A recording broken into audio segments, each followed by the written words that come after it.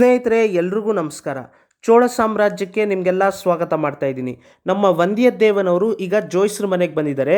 ಮತ್ತು ಒಂದು ಕಡೆ ನಮ್ಮ ಆಳ್ವಾರ್ ಕಡೆಯ ನಂಬಿಯವರು 3 ಜನ ವ್ಯಕ್ತಿಗಳು, 3 ಜನ ಪಾಂಡ್ಯ ನಾಡಿನವ್ರನ್ನ ಫಾಲೋ ಮಾಡ್ಕೊಂಡು ಹೋಗ್ತಾ ಇದ್ದಾರೆ. ಅಂದರೆ ನಮ್ಮ ಆಳ್ವಾರ್ ಕಡೆಯ ನಂಬಿಯವ್ರನ್ನ ನಾವೀಗ ಫಾಲೋ ಮಾಡೋಣ ಬನ್ನಿ ಸ್ನೇಹಿತರೆ. ನಾನು ಹಿಂದಿನ ಸಂಚಿಕೆಯಲ್ಲಿ ನಾನು ನಿಮಗೆ ಹೇಳಿದ್ದೆ, ಯಾವಾಗ ಕುದುರೆ ಅಂದರೆ ವಂದ್ಯದೇವನವ್ರ ಜೊತೆ ಬಂದಂತಹ ಆ ಆಳು ಅಂದರೆ ಆ ಸೇವಕ, ಕಂದಮಾರನವರ ಸೇವಕ ಯಾವಾಗ ನಮ್ಮ ವಂದ್ಯದೇವನವ್ರ ಜೊತೆ ಬಂದು ಹೊಸ ಕುದುರೆಯನ್ನು ಪರ್ಚೇಸ್ ಮಾಡಿಕೊಟ್ಟಿದ ತಕ್ಷಣ ನಮ್ಮ ವಂದ್ಯದೇವನವರು ಕೂಡಲೇ ಕುದುರೆಯನ್ನು ಹತ್ಕೊಂಡು ಹೊರಟೋಗ್ತಾರೆ ಸ್ನೇಹಿತರೆ. ನಂತರ ನಮ್ಮ ಆಳ್ವಾರ್ ಕಡೆಯ ನಂಬಿಯವರು ಆ ಮರದ ಕೆಳಗಡೆನೆ ನಿಂತ್ಕೊಂಡು ಏನನ್ನೋ ಯೋಚನೆ ಮಾಡ್ತಾ ಇರ್ತಾರೆ ಸ್ನೇಹಿತರೆ. ಆದರೆ ಆ ಆಳು, ನಮ್ಮ ವಂದ್ಯದೇವನವ್ರಿಗೆ ಕುದುರೆಯನ್ನು ಪರ್ಚೇಸ್ ಮಾಡಿಕೊಟ್ನಲ್ಲ ಆ ಆಳು, ಆ ಸೇವಕ, ಅವನು ಮಾತ್ರ ನಮ್ಮ ಆಳ್ವಾರ್ ಕಡೆಯ ನಂಬಿಯವ್ರ ಹತ್ರ ಬಂದು ಮೇಲ್ಬಿದ್ದು ಮಾತಾಡ್ಸೋದಕ್ಕೆ ಬರ್ತಾನೆ ಸ್ನೇಹಿತರೆ. ಈ ರೀತಿ ಮೇಲ್ಬಿದ್ದು ಮಾತಾಡ್ಸೋದಕ್ಕೆ ಬಂದಿದ್ದ ತಕ್ಷಣ ನಮ್ಮ ಆಳ್ವಾರ್ ಕಡೆಯ ನಂಬಿಯವರು ಯಾರಪ್ಪ ನೀನು ಅಂತ ಕೇಳಿದಾಗ ಅವರು ಒಂದು ರೀತಿ ಸನ್ನೆ ಮಾಡಿ ತೋರಿಸ್ತಾರೆ. ಅಂದರೆ ಒಂದು ಕೈ ಮೇಲೆ ಇನ್ನೊಂದು ಕೈ ಇಟ್ಟು, ಆ ಇಡುಂಬನಕಾರಿ ಒಂದು ಕೈ ಮೇಲೆ ಇನ್ನೊಂದು ಕೈ ಇಟ್ಟು ಒಂದು ರೀತಿ ಸನ್ನೆ ಮಾಡಿ ತೋರಿಸ್ತಾನೆ ಸ್ನೇಹಿತರೆ. ಆ ಸನ್ನೆಯನ್ನು ನೋಡಿದ ತಕ್ಷಣ ನಮ್ಮ ಆಳ್ವಾರ್ ಕಡೆಯ ನಂಬಿಯವ್ರಿಗೆ ಒಂದು ರೀತಿ ಅನುಮಾನ ಬಂದು, ಏನಪ್ಪ ನೀನು ಏನೋ ಸನ್ನೆ ಮಾಡಿ ತೋರಿಸ್ತಾ ಇದೆಯಲ್ಲ, ಒಂದು ಕೈ ಮೇಲೆ ಇನ್ನೊಂದು ಕೈ ಇಟ್ಟು ಏನೋ ಒಂದು ರೀತಿ ಮೀನಿನ ಥರ ಸನ್ನೆ ಮಾಡಿ ತೋರಿಸ್ದಲ್ಲ, ಈಗ ಏನು ಅದರ ಅರ್ಥ ಅಂತ ಕೇಳ್ತಾರೆ. ಅದಕ್ಕೆ ನಮ್ಮ ಇಡುಂಬನಕಾರಿಯವರು ಅದಕ್ಕೆ ಏನು ಉತ್ತರ ಕೊಡೋದಿಲ್ಲ ಸ್ನೇಹಿತರೆ. ಅದನ್ನು ಅಲ್ಲೇ ಕಟ್ ಮಾಡಿ ಬೇರೆ ವಿಷಯದ ಬಗ್ಗೆ ಮಾತಾಡೋದಕ್ಕೆ ಬರ್ತಾರೆ. ಸೊ ಇದನ್ನು ಅರ್ಥ ಮಾಡ್ಕೊಂಡಂತಹ ನಮ್ಮ ಆಳ್ವಾರ್ ಕಡೆಯ ನಂಬಿಯವ್ರಿಗೆ ಅನುಮಾನ ಬಂದು, ಓಹೋ ನೀನು ಮೀನಿನ ಥರ ಸನ್ನೆ ಮಾಡಿ ತೋರಿಸ್ತಾ ಇದೆಯಾ ಅಂದರೆ ನೀನು ಪಾಂಡ್ಯ ನಾಡಿನವನೇ ಇರಬೇಕು ಯಾರೋ ಅಂತ ನಮ್ಮ ಆಳ್ವಾರ್ ಕಡೆಯ ನಂಬಿಯವರು ಅರ್ಥ ಮಾಡ್ಕೋತಾರೆ. ಅಂದರೆ ಯಾವ ರೀತಿ ಅರ್ಥ ಮಾಡ್ಕೋತಾರೆ ಅಂದರೆ, ಪಾಂಡ್ಯ ಸಾಮ್ರಾಜ್ಯದ ಚಿಹ್ನೆ ಬಂದು ಮೀನು, ಓಹೋ ಆ ಮೀನಿನ ಸನ್ನೆ ಮಾಡ್ತಾ ಇದೆಯಾ ಅಂದರೆ ನೀನು ಪಾಂಡ್ಯ ನಾಡಿನವನೇ ಇರಬೇಕು ಅಂತ ನಮ್ಮ ಆಳ್ವಾರ್ ಕಡೆಯ ನಂಬಿಯವರು ಅರ್ಥ ಮಾಡಿಕೊಂಡು ಕೂಡಲೇ ಒಂದು ಕೆಲಸ ಮಾಡ್ತಾರೆ. ಏನು ಕೆಲಸ ಮಾಡ್ತಾರೆ ಅಂದರೆ, ಆ ಇಡುಂಬನಕಾರಿ ಅವ್ರ ಹತ್ರ ಹೇಳ್ತಾರೆ, ಏನಪ್ಪ ನೀನು ನಾನಿವಾಗ ಈ ರೀತಿ ಶಿವಭಕ್ತನನ್ನು, ಅಂದರೆ ಈಗ ತಾನೇ ದೋಣಿಯಲ್ಲಿ ಶಿವಭಕ್ತ ಬಂದಲ್ಲ, ಆ ಶಿವಭಕ್ತನನ್ನು ಹುಡ್ಕೊಂಡು ಅವನ ಹತ್ರ ಹೋಗಿ ಶಿವ ದೊಡ್ಡವನ ವೆಂಕಟೇಶ್ವರ ದೊಡ್ಡವನ ಈ ರೀತಿ ಡಿಬೇಟ್ ಮಾಡೋದಕ್ಕೆ ಹೋಗ್ತಾ ಇದ್ದೀನಿ, ನೀನು ನನ್ನ ಜೊತೆ ಬರ್ತೀಯಾ ಅಂತ ಕೇಳ್ತಾರೆ ಸ್ನೇಹಿತರೆ. ಅದಕ್ಕೆ ಇಡುಂಬನಕಾರಿ, ಇಲ್ಲ ಅಣ್ಣ ನಾನು ಹೋಗಬೇಕು, ನನ್ನ ಬಾಸು ಕಂದಮಾರನವರು ಕಾಯ್ತಾ ಇರ್ತಾರೆ, ಕೂಡಲೇ ಬರೋದಕ್ಕೆ ಹೇಳಿದ್ದಾರೆ, ಬೇಗನೆ ಬಂದ್ಬಿಡು ಅಂತ ಹೇಳಿದ್ದಾರೆ, ಸೊ ಹಾಗಾಗಿ ನಾನು ಹೋಗ್ಬೇಕಣ್ಣ ಅಂತ ಹೇಳ್ತಾರೆ. ಅದಕ್ಕೆ ನಮ್ಮ ಆಳ್ವಾರ್ ಕಡೆಯ ನಂಬಿಯವರು, ಓ ಹೌದಾ, ಹಾಗಿದ್ರೆ ನೋಡು ದೋಣಿ ಹೋಗ್ತಾ ಇದೆ, ದೋಣಿ ಹೋಗ್ತಾ ಹೋಗಿದೆ, ಹೋಗು ಹತ್ಕೋ ಹೋಗು ಅಂತ ಹೇಳ್ತಾರೆ ಸ್ನೇಹಿತರೆ. ಅದಕ್ಕೆ ನಮ್ಮ ಇಡುಂಬನಕಾರಿ ಅವರು ದೋಣಿಯನ್ನು ಹತ್ಕೊಳ್ಳೋ ರೀತಿಯಲ್ಲಿ ಹೋಗ್ತಾರೆ, ಆದರೆ ದೋಣಿಯನ್ನು ಹತ್ಕೊಳ್ಳೋದಿಲ್ಲ ಸ್ನೇಹಿತರೆ. ದೋಣಿ ಹತ್ರ ಹೋಗಿದ ತಕ್ಷಣ ಆ ದೋಣಿಯ ನಾವಿಕ ಕೂಡ ನಮ್ಮ ಇಡುಂಬನಕಾರಿ ಅವ್ರನ್ನ ಉದ್ದೇಶಿಸಿ ಬೈತಾರೆ ಸ್ನೇಹಿತರೆ. ಏನಪ್ಪ ನೀನು ಅಷ್ಟು ದೂರದಿಂದ ಓಡ್ ಬಂದಿದ್ದು ನೋಡಿ, ನೀನು ದೋಣಿಯನ್ನು ಹತ್ಕೋತೀಯಾ ಅಂತ ನೋಡಿದ್ರೆ ನೀನು ದೋಣಿಯನ್ನು ಹತ್ಕೊಂಡೇ ಇಲ್ಲ ಅಂತ ಬೈದ್ಬಿಟ್ಟು ಹೊರಟೋಗ್ತಾರೆ.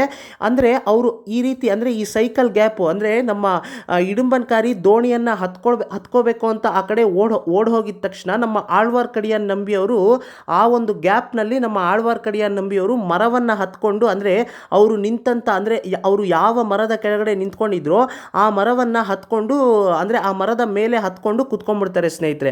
ಅಂದರೆ ಈ ರೀತಿ ಯಾಕೆ ಮಾಡ್ತಾರೆ ಅಂದರೆ ಅವ್ರ ಮೇಲೆ ಡೌಟ್ ಬಂದಿರುತ್ತೆ. ಅಂದರೆ ಆ ಇಡುಂಬನಕಾರಿ ಪಾಂಡ್ಯ ನಾಡಿನವರು ಅಂತ ನಮ್ಮ ಆಳ್ವಾರ್ ಕಡೆಯ ನಂಬಿಯವರು ಅರ್ಥ ಮಾಡ್ಕೊಂಡಿರ್ತಾರೆ. ಸೊ ಹಾಗಾಗಿ ಈ ರೀತಿ ಅವರ ಬಗ್ಗೆ ತಿಳ್ಕೋಬೇಕು, ಅವರನ್ನ ಫಾಲೋ ಮಾಡಬೇಕು, ಅವ್ರು ಯಾತಕ್ಕೋಸ್ಕರ ಈ ರೀತಿ ಚೋಳ ಸಾಮ್ರಾಜ್ಯಕ್ಕೆ ಬಂದಿದ್ದಾರೆ, ಚೋಳ ಸಾಮ್ರಾಜ್ಯದ ವಿರುದ್ಧವಾಗಿ ಏನಾದರೂ ತಂತ್ರ ಮಾಡ್ತಾ ಇದ್ದಾರಾ ಅನ್ನೋ ವಿಷಯದ ಬಗ್ಗೆ ತಿಳ್ಕೋಬೇಕು ಅಂತೇಳಿ ನಮ್ಮ ಆಳ್ವಾರ್ ಕಡೆಯ ನಂಬಿಯವರು ಮರದ ಮೇಲೆ ಹತ್ಕೊಂಡು ಕುತ್ಕೊಂಡ್ಬಿಡ್ತಾರೆ.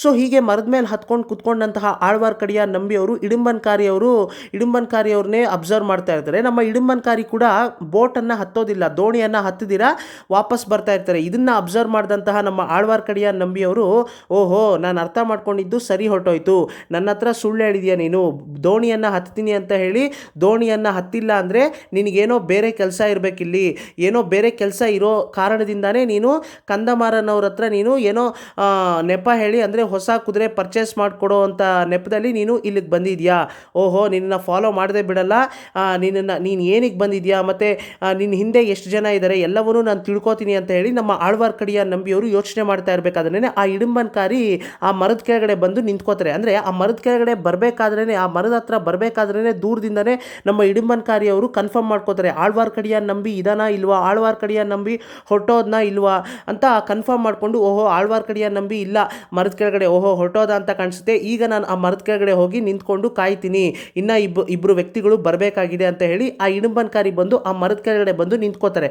ಮರದ ಕೆಳಗಡೆ ಬಂದು ನಿಂತ್ಕೊಂಡು ಒಂದು 5-10 ನಿಮಿಷ ಆದಮೇಲೆ ಇನ್ನೂ ಇಬ್ಬರು ವ್ಯಕ್ತಿಗಳು, ಇನ್ನೂ 2 ಆಕೃತಿಗಳು ದೂರದಿಂದ ಬರ್ತಾ ಇರೋ ರೀತಿ ಅನಿಸುತ್ತೆ. ಓಹೋ, ಇನ್ನೂ ಇಬ್ಬರು ವ್ಯಕ್ತಿಗಳು ಬರ್ತಾ ಇದ್ದಾರೆ, ಅವರು ಪಾಂಡ್ಯ ನಾಡಿನವರೇ ಇರಬೇಕು ಅಂತ ನಮ್ಮ ಆಳ್ವಾರ್ಕಡಿಯ ನಂಬಿಯವರು ಮರದ ಮೇಲೆ ಕುತ್ಕೊಂಡು ಯೋಚನೆ ಮಾಡ್ತಾರೆ ಸ್ನೇಹಿತರೆ. ನಂತರ ಆ ಇಬ್ಬರು ವ್ಯಕ್ತಿಗಳು ಇಡುಂಬನಕಾರಿ ಅವ್ರ ಹತ್ರ ಬಂದು ಅವರು ಕೂಡ ಮೀನಿನ ಥರ ಸನ್ನೆ ಮಾಡಿ ತೋರಿಸ್ತಾರೆ. ಮೀನಿನ ಥರ ಸನ್ನೆ ಮಾಡಿ ತೋರಿಸಿದ ತಕ್ಷಣ ಇಡುಂಬನಕಾರಿ ಅವ್ರಿಗೆ ಕನ್ಫರ್ಮ್ ಆಗುತ್ತೆ, ಓಹೋ ಇವರು ಕೂಡ ನಮ್ಮ ಪಾಂಡ್ಯ ನಾಡಿನವರೇ ಅಂತ ಹೇಳಿ ನಮ್ಮ ಇಡುಂಬನಕಾರಿ ಅವರು ಆ ಇಬ್ಬರು ವ್ಯಕ್ತಿಗಳನ್ನು ಉದ್ದೇಶಿಸಿ, ನೋಡಿ ಇಲ್ಲೇನು ಮಾತಾಡೋದು ಬೇಡ, ಇನ್ನೂ ಇಬ್ಬರು ವ್ಯಕ್ತಿಗಳು ಪಲ್ಲಿಪಡೈ ದೇವಸ್ಥಾನದ ಹತ್ರ ಬರ್ತೀನಿ ಅಂತ ಹೇಳಿದ್ದಾರೆ. ನಮ್ಮ ವೈರಿಯ ದೇವಸ್ಥಾನ, ನಮ್ಮ ವೈರಿಯ ಪಲ್ಲಿಪಡೈ ದೇವಸ್ಥಾನದ ಹತ್ರ ಬರ್ತೀನಿ ಅಂತ ಹೇಳಿದ್ದಾರೆ. ನಮ್ಮ ವೈರಿಯ ಪಲ್ಲಿಪಡೈ ದೇವಸ್ಥಾನ ಸ್ನೇಹಿತರೆ, ನಮ್ಮ ವೈರಿಯ ಪಲ್ಲಿಪಡೈ ದೇವಸ್ಥಾನದ ಹತ್ರ ಬರ್ತೀನಿ ಅಂತ ಹೇಳಿದ್ದಾರೆ ಅಂತ ಹೇಳ್ತಾರಲ್ವಾ ನಮ್ಮ ಇಡುಂಬನಕಾರಿ. ಈ ವೈರಿಯ ಪಲ್ಲಿಪಡೈ ದೇವಸ್ಥಾನ, ಪಲ್ಲಿಪಡೈ ಕೋವಿಲ್ ಅಂತಾರೆ ತಮಿಳಿನಲ್ಲಿ, ಕೋವಿಲ್ ಅಂದರೆ ದೇವಸ್ಥಾನ ಅಂತ. ಸೊ ಈ ಪಲ್ಲಿಪಡೈ ಕೋವಿಲ್, ನಮ್ಮ ವೈರಿಯ ಪಲ್ಲಿಪಡೈ ಕೋವಿಲ್ ಹತ್ರ ನಾವು ಮೀಟ್ ಮಾಡೋಣ, ಅಲ್ಲಿ ಇನ್ನೂ ಇಬ್ಬರು ವ್ಯಕ್ತಿಗಳು ಬರಬೇಕು ಅಂತ ಹೇಳಿ ನಮ್ಮ ಇಡುಂಬನಕಾರಿ ಅವರು ಆ ಇಬ್ಬರು ವ್ಯಕ್ತಿಗಳನ್ನು ಉದ್ದೇಶಿಸಿ ಹೇಳ್ತಾರೆ.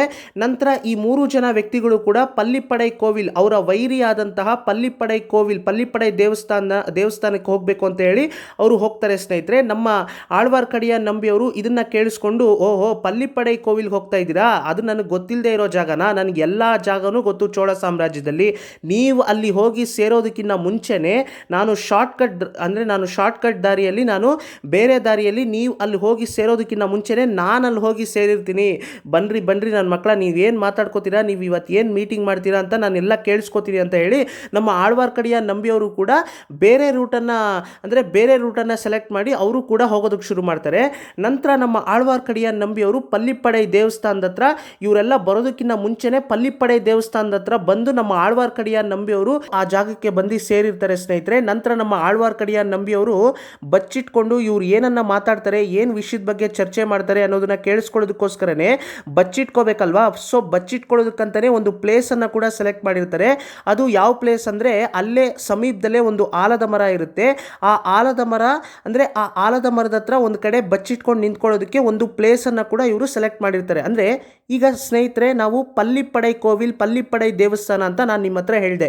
ಈ ಪಲ್ಲಿಪಡೈ ದೇವಸ್ಥಾನ ಅಂದರೆ ಏನು, ಪಲ್ಲಿಪಡೈ ದೇವಸ್ಥಾನದ ಹಿನ್ನೆಲೆ ಏನು, ಇದರ ಇತಿಹಾಸ ಏನು ಅಂತ ನೀವು ನನ್ನನ್ನು ಕೇಳೋದೇ ಆದರೆ ಅದಕ್ಕೆ ಒಂದು ಸಣ್ಣ ಫ್ಲ್ಯಾಶ್ ಬ್ಯಾಕ್ ಹೋಗಿ ಬರೋಣ ಬನ್ನಿ ಸ್ನೇಹಿತರೆ. ಈ ಪೊನ್ನಿಯಿನ್ ಸೆಲ್ವನ್ ಕತೆ ನಡೆಯೋದಕ್ಕೆ ಒಂದು 100 ವರ್ಷಗಳ ಹಿಂದೆ ಬ್ಯಾಟಲ್ ಆಫ್ ತಿರುಪ್ರಂಬಿಯಂ ಅಥವಾ ತಿರುಪ್ರಂಬಿಯಂ ಮಹಾಯುದ್ಧ ಅಂತ ದಕ್ಷಿಣ ಭಾರತದಲ್ಲಿ ನಡೆಯುತ್ತೆ. ಈ ಮಹಾಯುದ್ಧ ದಕ್ಷಿಣ ಭಾರತದ ಇತಿಹಾಸದಲ್ಲೇ ಒಂದು ತಿರುವು ಕೊಟ್ಟಂತಹ ಮಹಾಯುದ್ಧ ಸ್ನೇಹಿತರೆ.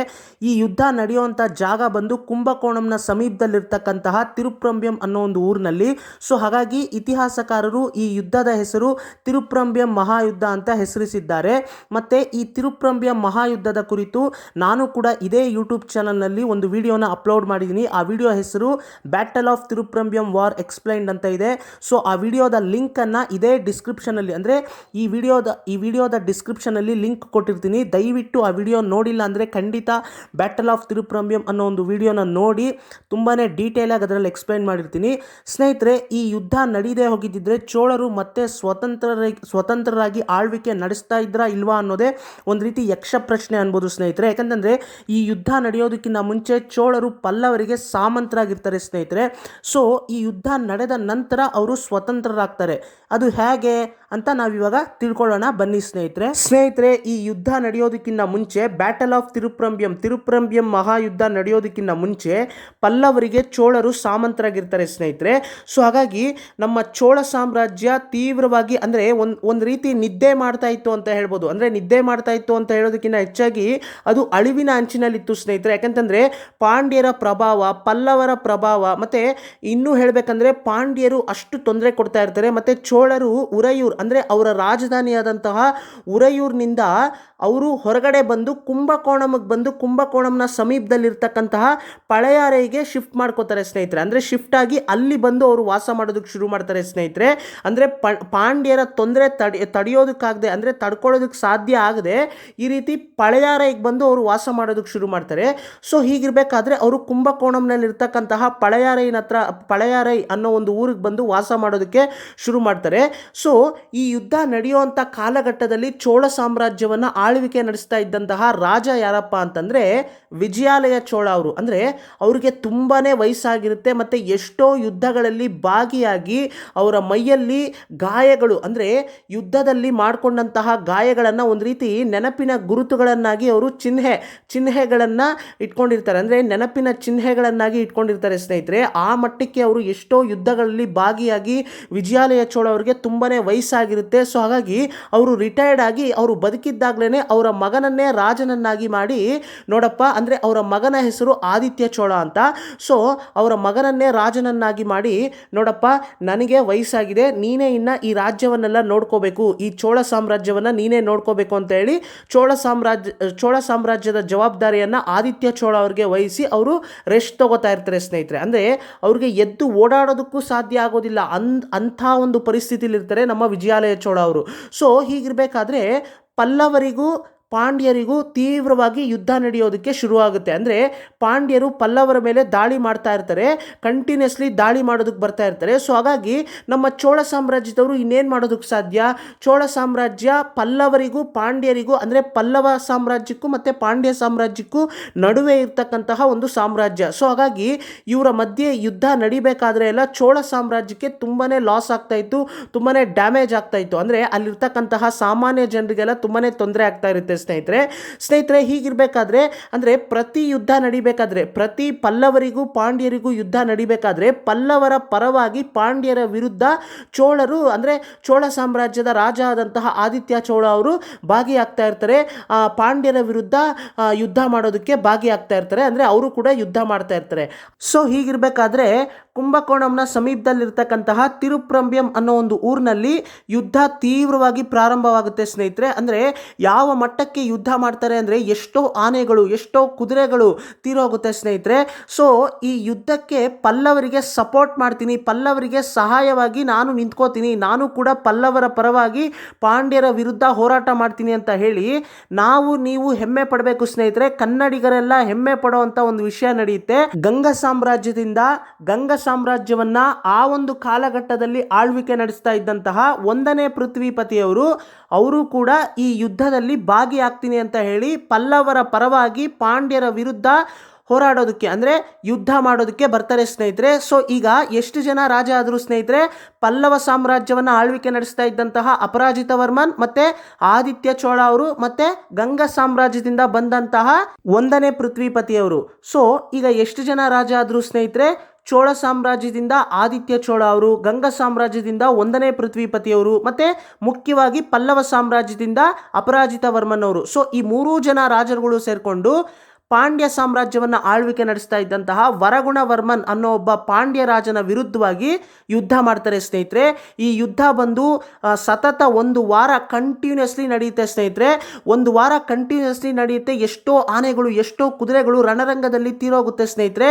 ನಂತರ ಯುದ್ಧ ನಡಿಬೇಕಾದ್ರೆ ಕಾಲಕ್ರಮೇಣ ಪಾಂಡ್ಯ ಸಾಮ್ರಾಜ್ಯದ ಸೈನಿಕರೆಲ್ಲ ಇವರ ಸೈನಿಕರ ಮೇಲೆ ತೀವ್ರವಾಗಿ ದಾಳಿ ಮಾಡೋದಕ್ಕೆ ಶುರು ಮಾಡ್ತಾರೆ. ಇವರ ಸೈನಿಕರು, ಅಂದರೆ ಇವ್ರ ಕಡೆ ಇದ್ದಂತಹ ಸೈನಿಕರೆಲ್ಲ ಎಷ್ಟೋ ಜನ ವೀರ ಮರಣವನ್ನು ಹೊಂದುತ್ತಾರೆ ಸ್ನೇಹಿತರೆ. ಇದನ್ನು ನೋಡಿದಂತಹ ಆದಿತ್ಯ ಚೋಳ ಅವರು, ಅಪರಾಜಿತ ವರ್ಮನ್ ಅವರು ಮತ್ತು ಪೃಥ್ವಿಪತಿಯವರು ಯಾವ ರೀತಿ ಅರ್ಥ ಮಾಡ್ಕೋತಾರೆ ಅಂದರೆ ಎಷ್ಟೋ ಜನ ಸೈನಿಕರೆಲ್ಲ ಸಾಯ್ತಾ ಇದ್ದಾರೆ, ಮತ್ತು ನಮ್ಮ ಹತ್ರ ಆನೆಗಳು ಕೂಡ ಕಮ್ಮಿ ಆಗ್ತಾ ಇದೆ, ಕುದುರೆಗಳೆಲ್ಲ ಕಮ್ಮಿ ಆಗ್ತಾ ಇದೆ, ಮತ್ತು ಯಾಕೋ ನೋಡ್ತಾ ಇದ್ರೆ ಯಾಕೋ ನಾವೇ ಸೋಲೋ ರೀತಿಯಲ್ಲಿ ಇದ್ದೀವಿ, ಅಂದರೆ ನಾವೇ ಸೋತೋಗ್ತೀವೇನೋ ಅಂತ ನಮಗೆ ಒಂದು ರೀತಿ ಡೌಟ್ ಬರ್ತಾ ಇದೆ. ಆ ಮಟ್ಟಕ್ಕೆ ಇವರು ಪಾಂಡ್ಯರು ಅಷ್ಟು ಸ್ಟ್ರಾಂಗ್ ಆಗಿ ಇವರು ಯುದ್ಧ ಮಾಡ್ತಾ ಇದ್ದಾರಲ್ಲ, ಏನು ಮಾಡೋದು ಅಂತ ಯೋಚನೆ ಮಾಡ್ತಾರೆ.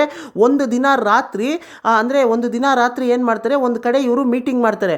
ಸೊ ಒಂದು ನದಿಯ ತೀರದಲ್ಲಿ ಈ 3 ಜನ ರಾಜರು ಮೀಟಿಂಗ್ ಮಾಡ್ತಾರೆ. ಮೀಟಿಂಗ್ ಮಾಡ್ತಾ ಮಾತಾಡ್ಕೋತಾರೆ, ನೋಡಿ ಈ ರೀತಿ ನಮ್ಮ ಕೈಯಲ್ಲಿ ಇನ್ನ ಯುದ್ಧ ಮಾಡಿ ವಿನ್ ಆಗೋದಕ್ಕೆ ಸಾಧ್ಯ ಇಲ್ಲ, ನಾವು ಜಯವನ್ನು ಸಾಧಿಸೋದಕ್ಕೆ ಸಾಧ್ಯ ಇಲ್ಲ, ನಮಗೆ ಈಗ ಅರ್ಥ ಆಗ್ತಾ ಇದೆ. ಸೊ ಹಾಗಾಗಿ ನಾವು 3 ಜನ ಹೊರಟೋಗೋಣ. ಅಂದರೆ ಇದು ಕೊಲ್ಲಿಡಂ ನದಿ ತೀರ. ಸೊ ಕೊಲ್ಲಿಡಂ ನದಿಯ ಅಂದರೆ ನಾರ್ತ್ ಸೈಡ್ ಹೊರಟೋಗೋಣ, ಸುಮ್ಮನೆ ನಾವು ಯುದ್ಧ ಮಾಡೋದು ಬೇಡ ಅಂತ ಹೇಳಿ ಇವರು ಇವರು ಯೋಚನೆ ಮಾಡಬೇಕಾದಂಥ ಸಂದರ್ಭದಲ್ಲೇ ಒಂದು ಆಶ್ಚರ್ಯ ನಡೀತೆ ಸ್ನೇಹಿತರೆ. ಏನು ಗೊತ್ತಾ ಸ್ನೇಹಿತರೆ ಆ ಆಶ್ಚರ್ಯ? ವಿಜಯಾಲಯ ಚೋಳ ಅವರು ವಯಸ್ಸಾಗಿ ಎದ್ದು ನಡೆಯೋದಕ್ಕೂ ಸಾಧ್ಯ ಇಲ್ಲದೆ ಇರ್ತಕ್ಕಂತಹ ವಿಜಯಾಲಯ ಚೋಳ ಅವರು ಹೇಗೋ ಮಾಡಿ ಯುದ್ಧ ಅಂದರೆ ರಣರಂಗಕ್ಕೆ ಬಂದುಬಿಟ್ಟಿರ್ತಾರೆ ಸ್ನೇಹಿತರೆ. ಅಂದರೆ ಅವರು ರಣರಂಗಕ್ಕೆ ಬಂದಂತಹ ವಿಷಯ ತಿಳಿದಿದ ತಕ್ಷಣ ಆದಿತ್ಯ ಚೋಳ ಅವ್ರಿಗೆ ತುಂಬಾ ಆಶ್ಚರ್ಯ ಆಗುತ್ತೆ. ಮತ್ತು ವಿಜಯಾಲಯ ಚೋಳರ ಹತ್ರ ಹೋಗಿ, ನಮ್ಮ ಆದಿತ್ಯ ಚೋಳ ಅವರು, ಏನಪ್ಪ ನೀನು ರಣರಂಗಕ್ಕೆ ಬಂದಿದೆಯಲ್ಲ, ಯಾತಕ್ಕೋಸ್ಕರ ನೀನು ಬಂದೆ ರಣರಂಗಕ್ಕೆ? ನಿನ್ಗೆ ವಯಸ್ಸಾಗಿದೆ, ನೀನು ಹೋಗಪ್ಪ, ನೀನು ಸುಮ್ಮನೆ ಅಂತ ಹೇಳ್ತಾರೆ. ಆದರೂ ಕೂಡ ನಮ್ಮ ವಿಜಯಾಲಯ ಚೋಳ ಅವರು ಇದನ್ನು ಯಾವುದನ್ನು ಕೂಡ ತಲೆಗೆ ಹಾಕ್ಕೊಳ್ದೆ, ನೋಡಿ ನಾನು ಈಗ ಯುದ್ಧ ಮಾಡಬೇಕು, ನನಗೆ ನಡೆಯೋದಕ್ಕೆ ಸಾಧ್ಯ ಇಲ್ಲ, ಆದರೂ ಕೂಡ ನಾನು ಒಂದು ಐಡಿಯಾ ಹೇಳ್ತೀನಿ. ಸೊ ಈಗ ನಿಮ್ಮ ಹತ್ರ ಆನೆಗಳು ಎಷ್ಟಿದೆ ಅಂತ ಕೇಳ್ತಾರೆ. ಅದಕ್ಕೆ ಆನೆಗಳೆಲ್ಲ ಇಲ್ಲ, ನಮ್ಮ ಹತ್ರ ಆನೆಗಳೆಲ್ಲ ತೀರೋಗಿದೆ ಯುದ್ಧದಲ್ಲಿ. ಸರಿ, ಕುದುರೆಗಳು ಇಲ್ಲ, ಆನೆಗಳು ಎಲ್ಲವೂ ಕೂಡ ಇತ್ತು, ಎಲ್ಲವೂ ಕೂಡ ಈಗ ರಣರಂಗದಲ್ಲಿ ನೋಡಿ ಎಲ್ಲವೂ ಕೂಡ ಹೇಗೆ ಸತ್ತು ಬಿದ್ದಿದ್ದಾವೆ ಅಂತ ಹೇಳ್ತಾರೆ ಸ್ನೇಹಿತರೆ ಆದಿತ್ಯ ಚೋಳ ಅವರು. ನಂತರ ನಮ್ಮ ವಿಜಯಾಲಯ ಚೋಳ ಅವರು ಹೀಗೆ ಅಂದರೆ ಒಂದು ಐಡಿಯಾ ಕೊಡ್ತಾರೆ. ಏನು ಐಡಿಯಾ ಕೊಡ್ತಾರೆ ಅಂದರೆ, ನನಗೀಗ ನಡೆಯೋದಕ್ಕೆ ಸಾಧ್ಯ ಇಲ್ಲ, ಸೊ ಹಾಗಾಗಿ ಇಬ್ಬಿಬ್ಬರು ಸೈನಿಕರು ಅಂದರೆ ಒಂದು 100 ಜನ ಸೈನಿಕರು ಬೇಕು ಇದರ ಅಂತ ಕೇಳ್ತಾರೆ. ಒಂದು 100 ಜನ ಸೈನಿಕರು ಬಂದು ಈ 100 ಜನಕ್ಕೆ 200 ಜನ ಸೈನಿಕರು ಬಂದು ಮುಂದೆ ನಿಂತ್ಕೋತಾರೆ ಸ್ನೇಹಿತರೆ. ಆ 200 ಜನ ಸೈನಿಕರು ಮುಂದೆ ಬಂದು ನಿಂತ್ಕೊಂಡಿದ್ದ ತಕ್ಷಣ ನಮ್ಮ ವಿಜಯಾಲಯ ಚೋಳ ಅವರು, ನೋಡಿ ನಿಮ್ಮಲ್ಲಿ ಇಬ್ಬಿಬ್ಬರು ಸೈನಿಕರು ಲೈನಾಗಿ ನಿಂತ್ಕೊಳ್ಳಿ, ಮೊದಲು ಇಬ್ಬರು ಸೈನಿಕರು ನಿಮ್ಮ ಹೆಗಲ ಮೇಲೆ ನನ್ನನ್ನು ಕರ್ಕೊಂಡು ರಣರಂಗಕ್ಕೆ ಹೋಗಿ, ನಾನು ಎರಡು ಕೈಯಲ್ಲೂ ಕತ್ತಿ ಹಿಡ್ಕೊಂಡು ಯುದ್ಧ ಮಾಡ್ತೀನಿ, ಎಲ್ಲ ಸೈನಿಕರನ್ನು ಕೂಡ ಸಾಯಿಸ್ತಾ ಬರ್ತೀನಿ. ಸೊ ಹೀಗೆ ನಾನು ಯುದ್ಧ ಮಾಡಬೇಕಾದ್ರೆ ಅಕಸ್ಮಾತ್ ಏನಾದರೂ ನಿಮ್ಮ ಮೇಲೆ ಏನಾದರೂ ಅಂದರೆ ನಿಮಗೆ ಏನಾದರೂ ಪ್ರಾಣಹಾನಿಯಾಗಿ ನೀವೇನಾದರೂ ಬಿದ್ದರೆ ನಿಮ್ಮ ಹಿಂದೆ ನಿಂತ್ಕೊಂಡಿರೋಂತಹ ಇನ್ನಿಬ್ಬರು ಸೈನಿಕರು ಹಾಗೆ ನಾನು ಬೀಳದೇ ಇರೋ ರೀತಿಯಲ್ಲಿ ನನ್ನನ್ನು ಅವರ ಹೆಗಲ ಮೇಲೆ ಅವರು ಕೂರಿಸ್ಕೊಳ್ಳಿ. ಸೊ ಅದೇ ರೀತಿ ಇಬ್ಬಿಬ್ಬರು ಸಾಯ್ತಾ ಇದ್ದರೆ ಇಬ್ಬಿಬ್ಬರು ನನ್ನನ್ನು ಅವರ ಹೆಗಲ ಮೇಲೆ ಕೂರಿಸ್ಕೊಂಡು ನನ್ನನ್ನು ಯುದ್ಧ ಮಾಡೋ ರೀತಿ ನನ್ನನ್ನು ಯುದ್ಧ ಮಾಡೋದಕ್ಕೆ ಸಹಾಯ ಮಾಡಿ ಅಂತ ಕೇಳ್ಕೊತಾರೆ ಸ್ನೇಹಿತರೆ. ಅಂದರೆ ನೀವಿಲ್ಲಿ ಅರ್ಥ ಮಾಡ್ಕೊಳ್ಳಿ ಸ್ನೇಹಿತರೆ, ಇಮ್ಯಾಜಿನೇಷನ್ ಮಾಡ್ಕೊಳ್ಳಿ. ಅಂದರೆ ಲೈನಾಗಿ ಇಬ್ಬಿಬ್ಬರು ಸೈನಿಕರು ನಿಂತ್ಕೋತಾರೆ. ಮೊದಲು ಇಬ್ಬರು ಸೈನಿಕರು ಇವ್ರನ್ನ ಹೆಗಲ ಮೇಲೆ ಕೂರಿಸ್ಕೊಂಡು ರಣರಂಗಕ್ಕೆ ಕರ್ಕೊಂಡು ಹೋದರೆ ಅವ್ರ ಹಿಂದೆನೇ ಇಬ್ಬಿಬ್ಬರು ಸೈನಿಕರು ಲೈನಾಗಿ ನಿಂತ್ಕೊಂಡು ಹೋಗ್ತಾರೆ. ಸೊ ಆ ಇಬ್ಬರು ಸೈನಿಕರಿಗೆ ಏನಾದರೂ ಆದರೆ ಅವರನ್ನು ಅಂದರೆ ವಿಜಯಾಲಯ ಚೋಳ ಅವರು ಕೆಳಗಡೆ ಬೀಳದೇ ಇರೋ ರೀತಿಯಲ್ಲಿ ಹಿಂದೆನೇ ನಿಂತ್ಕೊಂಡಿರುವಂತಹ ಇಬ್ಬರು ಸೈನಿಕರು ಅವರ ಹೆಗಲ ಮೇಲೆ ವಿಜಯಾಲಯ ಚೋಳ ಅವ್ರನ್ನ ಕೂರಿಸ್ಕೋತಾರೆ. ನಂತರ ಅದೇ ರೀತಿ ಇಬ್ಬಿಬ್ಬರು ಸೈನಿಕರು ಸಾಯ್ತಾ ಇರ್ತಾರೆ. ಇನ್ನು ಇಬ್ಬಿಬ್ಬರು ಸೈನಿಕರು ಬಂದು ಮುಂದೆ ಹೋಗ್ತಾ ನಮ್ಮ ವಿಜಯಾಲಯ ಚೋಳ ಅವ್ರನ್ನ ಅವರ ಹೆಗಲ ಮೇಲೆ ಕೂರಿಸ್ಕೋತಾರೆ. ಸೊ ಹೀಗೆ ಅಂದರೆ ಈ ಐಡಿಯಾನ ನಮ್ಮ ವಿಜಯಾಲಯ ಚೋಳ ಅವರು ಕೊಡ್ತಾರೆ. ನಂತರ ಈ ಐಡಿಯಾನ ಒಪ್ಕೊಂಡು ಎಲ್ಲ ಸೈನಿಕರು ಕೂಡ ಇಬ್ಬಿಬ್ಬರು ಲೈನಾಗಿ ನಿಂತ್ಕೊಂಡು ವಿಜಯಾಲಯ ಚೋಳ ಅವ್ರನ್ನ ಯುದ್ಧ ಮಾಡೋದಕ್ಕೆ ಸಹಾಯ ಮಾಡ್ತಾರೆ. ವಿಜಯಾಲಯ ಚೋಳ ಅವರು ಕೂಡ ಎರಡು ಕೈಯಲ್ಲೂ ಖಡ್ಗವನ್ನು ಇಟ್ಕೊಂಡು ಎಲ್ಲ ಸೈನಿಕರನ್ನು ಕೂಡ ಅಂದರೆ ಎದುರುಗಡೆ ಬಂದಂತಹ ಎಲ್ಲ ಸೈನಿಕರು ಎಲ್ಲರನ್ನೂ ಕೂಡ ಆ ರೀತಿ ಅಂದರೆ ಕಮಾಂಡರ್ಸ್ ಆಗಿರ್ಬೋದು, ಸೈನಿಕರನ್ನಾಗಿರ್ಬೋದು, ಎಲ್ಲರನ್ನೂ ಕೂಡ ಆ ರೀತಿ ಸಂಹಾರ ಮಾಡ್ತಾರೆ. ಅಷ್ಟರ ಮಟ್ಟಿಗೆ ಯುದ್ಧವನ್ನು ಮಾಡ್ತಾರೆ, ಅಷ್ಟು ಅಂದರೆ ರೊಚ್ಚಿಗೆದ್ದು ಯುದ್ಧ ಮಾಡ್ತಾರೆ ಅಂತಲೇ ಹೇಳ್ಬೋದು ಸ್ನೇಹಿತರೆ. ಸೊ ಇವರು ಯುದ್ಧ ಮಾಡೋದಕ್ಕೆ ಶುರು ಮಾಡಿದ ತಕ್ಷಣ ಪಾಂಡ್ಯ ಸಾಮ್ರಾಜ್ಯದ ರಾಜ ಆದಂತಹ ವರಗುಣ ವರ್ಮನ್ ಅವ್ರಿಗೂ ಕೂಡ ಆಶ್ಚರ್ಯ ಆಗುತ್ತೆ ಸ್ನೇಹಿತರೆ. ಯಾಕಂತಂದರೆ ಎಷ್ಟೋ ಜನ ಪಾಂಡ್ಯ ಸಾಮ್ರಾಜ್ಯದ ಸೈನಿಕರೆಲ್ಲ ಸತ್ತೋಗ್ತಾರೆ ಸ್ನೇಹಿತರೆ. ಸೊ ಹೀಗೆ ಯುದ್ಧ ಅಂದರೆ ಒಂದು ಟರ್ನಿಂಗ್ ಪಾಯಿಂಟು, ಅಂದರೆ ಯಾವ ಯುದ್ಧದಲ್ಲಿ ನಾನೇ ಗೆಲ್ತೀನಿ ಅಂತ ವರಗುಣ ವರ್ಮನ್ ಅವರು ಅಂದ್ಕೊಂಡಿದ್ರು ಅದನ್ನು ಕಂಪ್ಲೀಟಾಗಿ ನಮ್ಮ ವಿಜಯಾಲಯ ಚೋಳ ಅವರು ಚೇಂಜ್ ಮಾಡಿಬಿಡ್ತಾರೆ ಸ್ನೇಹಿತರೆ, ಅವರು ರಣರಂಗಕ್ಕೆ ಬಂದು. ಸೊ ನಮ್ಮ ವಿಜಯಾಲಯ ಚೋಳ ಅವರ ವೀರತ್ವವನ್ನು ಗಮನಿಸಿದಂತಹ ಎಲ್ಲರೂ ಕೂಡ ತುಂಬಾ ಆಶ್ಚರ್ಯದಿಂದ ನೋಡ್ತಾರೆ. ಮತ್ತು ಎಷ್ಟೋ ಜನ ಸೈನಿಕರು ಭಯದಿಂದ ಇಲ್ಲ ನಾವೆಲ್ಲ ಸೋತೋಗ್ತೀವಿ ಅಂತ ಹೇಳಿ ಎಷ್ಟೋ ಜನ ವಾಪಸ್ ಹೋಗ್ತಾ ಇದ್ದಂತಹ ಸೈನಿಕರೆಲ್ಲ ಕೂಡ ನಮ್ಮ ವಿಜಯಾಲಯ ಚೋಳ ಅವ್ರಿಗೆ ಸಪೋರ್ಟ್ ಮಾಡೋದಕ್ಕೆ ಬರ್ತಾರೆ. ಅಂದರೆ ನೀವು ಯೋಚನೆ ಮಾಡಿ ಸ್ನೇಹಿತರೆ. ಸೊ ಹೀಗೆ ಯುದ್ಧದಲ್ಲಿ ಅಂದರೆ ಯಾವ ಯುದ್ಧ ನಾವು ಸೋತೋಗ್ತೀವಿ ಅಂತ ಹೇಳಿ 3 ಜನ ರಾಜರು ಕೂಡ ಮೀಟಿಂಗ್ ಮಾಡಿ ನಾವು ಸೋತೋಗ್ತೀವಿ ಅಂತ ಹೇಳಿ ವಾಪಸ್ ಹೋಗ್ತೀವಿ ಅಂತ ಹೇಳಿ ಹೋಗುವಂಥ ಸಂದರ್ಭದಲ್ಲಿ ವಿಜಯಾಲಯ ಚೋಳ ಅವರು ಬಂದು ಆ ಯುದ್ಧದ ಪರಿಸ್ಥಿತಿಯನ್ನೇ ಬದಲಾಯಿಸಿದ್ರು. ಸೊ ನಂತರ ಈ 3 ಜನ ರಾಜರುಗಳು ಕೂಡ ಯುದ್ಧದಲ್ಲಿ ಭಾಗಿಯಾಗ್ತಾರೆ. ನಂತರ ಪಾಂಡ್ಯ ಸಾಮ್ರಾಜ್ಯದ ಸೈನಿಕರೆಲ್ಲ ಎಷ್ಟೋ ಜನ ತೀರೋಗ್ತಾರೆ, ಮತ್ತೆ ಪಾಂಡ್ಯರು ಕೂಡ ಈ ಯುದ್ಧದಲ್ಲಿ ಸೋತೋಗ್ತಾರೆ ಸ್ನೇಹಿತರೆ. ಸೋಲನ್ನು ಒಪ್ಕೊಂಡು ಪಾಂಡ್ಯರು ಕೂಡ ಅತ್ತಾಗೆ ಹೊರಟೋಗ್ತಾರೆ ಸ್ನೇಹಿತರೆ. ನಂತರ ಈ ಯುದ್ಧವನ್ನ ಗೆಲ್ಲಿಸ್ಕೊಟ್ಟಿದ್ದಕ್ಕೆ ನಮ್ಮ ಪಲ್ಲವ ಸಾಮ್ರಾಜ್ಯದ ರಾಜ ಆದಂತಹ ಅಪರಾಜಿತ ವರ್ಮನ್ನವರು ವಿಜಯಾಲಯ ಚೋಳರನ್ನ ಅಂದರೆ ತುಂಬಾನೇ ಧನ್ಯವಾದ ಹೇಳ್ತಾರೆ.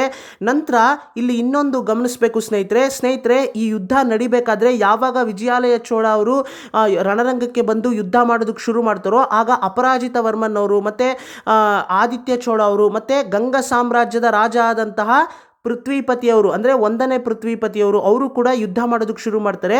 ಸೊ ಹೀಗೆ ಯುದ್ಧ ನಡಿಬೇಕಾದ್ರೇನೆ ಗಂಗ ಸಾಮ್ರಾಜ್ಯದಿಂದ ಪಲ್ಲವರ ಪರವಾಗಿ ಪಾಂಡ್ಯರ ವಿರುದ್ಧ ಯುದ್ಧ ಮಾಡ್ತೀನಿ ಅಂತ ಬಂದಂತಹ ಗಂಗ ಸಾಮ್ರಾಜ್ಯದ ರಾಜ ಆದಂತಹ 1ನೇ ಪೃಥ್ವಿಪತಿಯವರು ಯುದ್ಧದಲ್ಲಿ ರಣರಂಗದಲ್ಲಿ ವೀರ ಮರಣವನ್ನು ಹೊಂದುತ್ತಾರೆ ಸ್ನೇಹಿತರೆ.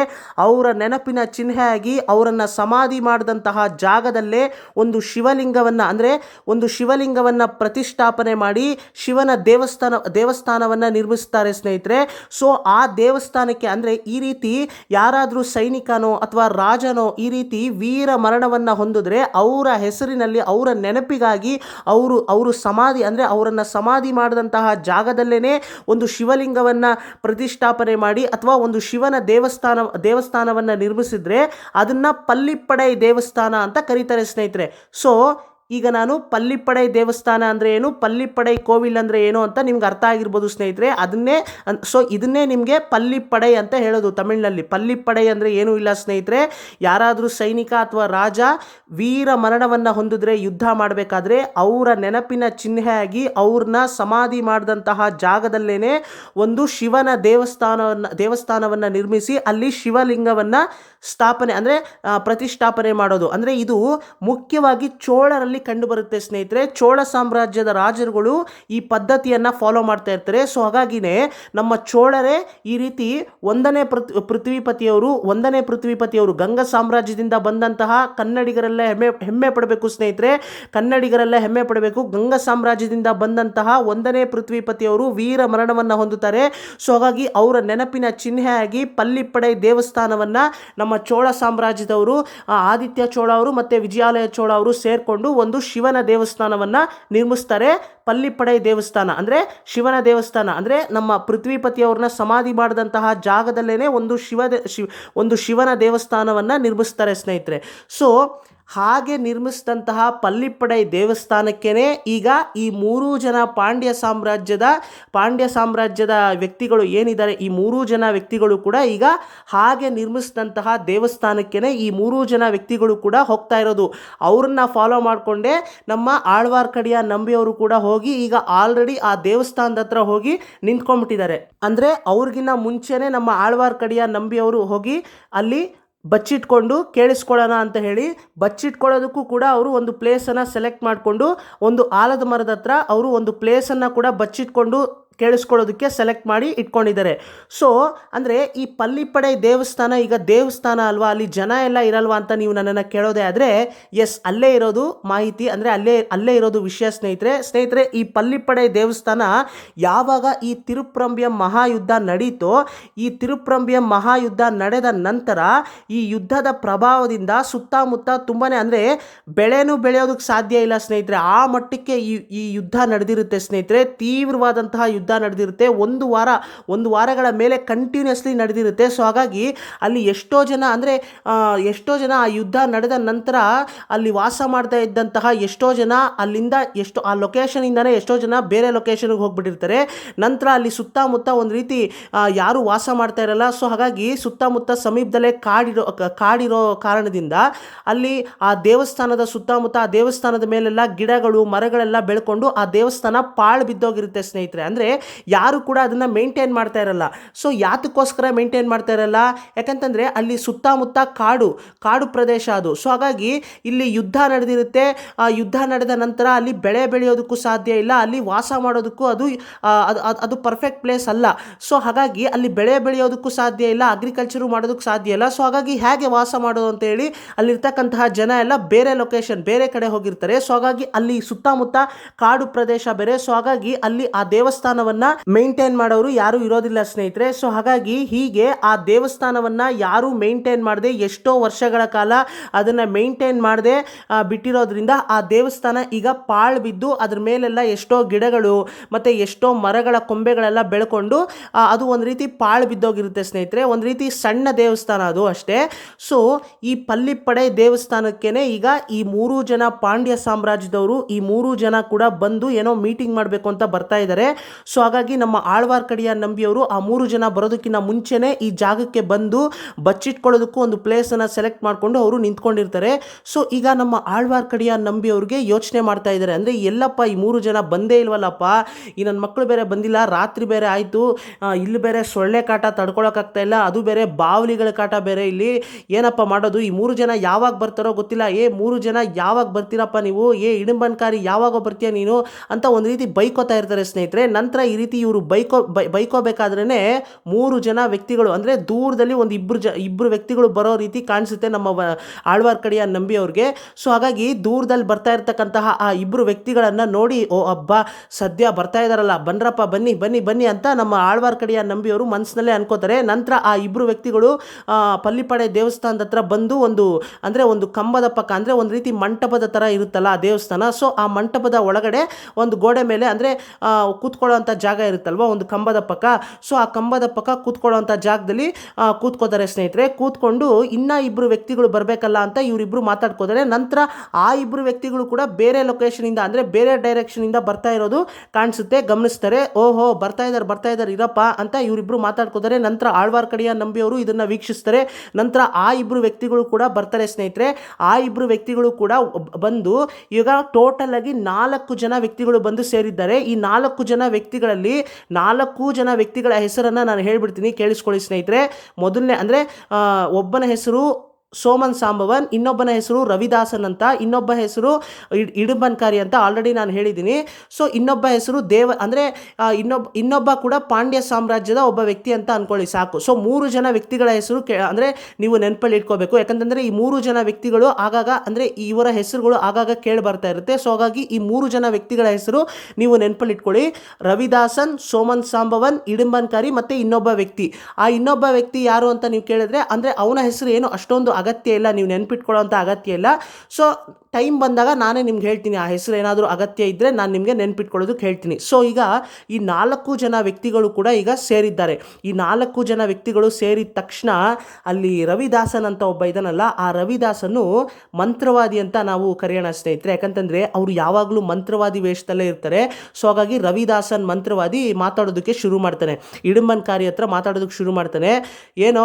ಏನು ವಿಷಯ, ಏನಾದರೂ ಹೊಸ ವಿಷಯ ಏನಾದರೂ ತಂದಿದ್ಯಾ ಕಡಂಬೂರ್ ಪ್ಯಾಲೇಸಿಂದ ಅಂತ ಕೇಳ್ತಾನೆ. ಅದಕ್ಕೆ ನಮ್ಮ ಇಡಂಬನ್ಕಾರಿ, ಹೂವಣ ತುಂಬ ವಿಷಯ ಮಾತಾಡೋದಿದೆ, ತುಂಬ ವಿಷಯ ನಿನ್ನ ಹತ್ರ ಹೇಳಬೇಕು ಅಂತಾನೆ ಬಂದಿದ್ದೀನಿ ಅಂತ ಹೇಳ್ತಾರೆ. ಅದಕ್ಕೆ ನಮ್ಮ ರವಿದಾಸನ್ ಅವರು ಇರಲಿ ಹೇಳುವಂತೆ, ಒಂದು ನಿಮಿಷ ಇರು ಅಂತ ಹೇಳಿ ಒಂದು ರೀತಿ ಏನೋ ಒಂಥರ ಬಟ್ಟೆ ಥರ ಎತ್ತಾರೆ. ಆ ಬಟ್ಟೆ ಒಳಗಡೆ ಆ ಬಟ್ಟೆನ ಇವರು ಗಂಟಾಕಿ ಇಟ್ಕೊಂಡಿರ್ತಾರೆ. ಆ ಗಂಟನ್ನು ಬಿಚ್ಚಿ ಆ ಬಟ್ಟೆ ಒಳಗೆ ಇದ್ದಂತಹ ಅಷ್ಟು ಚಿನ್ನದ ನಾಣ್ಯಗಳನ್ನೆಲ್ಲ ಅಷ್ಟು ಚಿನ್ನದ ಹಂಗೆ ಅದನ್ನ ಚೆಲ್ಬಿಟ್ಟು ಒಂದು ರೀತಿ ನಗೋದಕ್ಕೆ ಶುರು ಮಾಡ್ತಾರೆ. ಆ ರವಿದಾಸನ್ ಅವರು, ನೋಡ್ರಿ ಚಿನ್ನದ ನಾಣ್ಯಗಳು, ಎಷ್ಟು ಚಿನ್ನದ ನಾಣ್ಯಗಳು, ಚೋಳ ಸಾಮ್ರಾಜ್ಯದ ಚಿನ್ನದ ನಾಣ್ಯಗಳು, ಇದು ಚೋಳ ಸಾಮ್ರಾಜ್ಯದ ಖಜಾನೆಯಲ್ಲಿರ್ತಕ್ಕಂತಹ ಚಿನ್ನದ ನಾಣ್ಯಗಳನ್ನೇ ಬಳಸ್ಕೊಂಡು ಚೋಳ ಸಾಮ್ರಾಜ್ಯವನ್ನೇ ಅಳಿವಿಗೆ ಅಂದರೆ ಚೋಳ ಸಾಮ್ರಾಜ್ಯವನ್ನೇ ನಾವು ಡೆಸ್ಟ್ರಾಯ್ ಮಾಡೋದಕ್ಕೆ ಹೊರಟಿದ್ದೀವಿ, ಎಂತಹ ಬುದ್ಧಿವಂತರು ನಾವಲ್ವಾ ಅಂತ ಹೆಮ್ಮೆಯಿಂದ ತುಂಬಾ ಜಂಬ ಕೊಚ್ಕೊಂಡು ನಕ್ಕೊಂಡು ಅಂದರೆ ನಗೋದಕ್ಕೆ ಶುರು ಮಾಡ್ತಾರೆ ಸ್ನೇಹಿತರೆ. ಅಂದರೆ ಇಲ್ಲಿ ನಾವು ಅರ್ಥ ಮಾಡ್ಕೋಬೇಕು ಸ್ನೇಹಿತರೆ, ಚೋಳ ಸಾಮ್ರಾಜ್ಯದ ಖಜಾನೆಯಿಂದ ಚಿನ್ನದ ನಾಣ್ಯಗಳನ್ನು ತಗೊಂಡು ಇವರು ಚೋಳ ಸಾಮ್ರಾಜ್ಯವನ್ನೇ ನಿರ್ಮೂಲ ಮಾಡಬೇಕು ಅಂದರೆ ಬೇರ್ ಸಮೇತ ಕಿತ್ತಾಕಬೇಕು ಅಂತ ಹೊರಟಿದ್ದಾರೆ. ಸೊ ಯಾತಕ್ಕೋಸ್ಕರ ಈ ರೀತಿ ಇವರು ಪ್ಲ್ಯಾನ್ ಮಾಡ್ತಾ ಇದ್ದಾರೆ ಅಂತ ನಾವು ನೋಡಬೇಕು ಸ್ನೇಹಿತರೆ, ಅಬ್ಸರ್ವ್ ಮಾಡಬೇಕು. ಸೊ ಈಗ ಮುಂದುವರ್ಸೋಣ ಕಥೆನ. ಸೊ ಇವರು ರವಿದಾಸನ್ ಅವರು ಕೂಡ ಮಾತಾಡೋದಕ್ಕೆ ಶುರು ಮಾಡ್ತಾರೆ.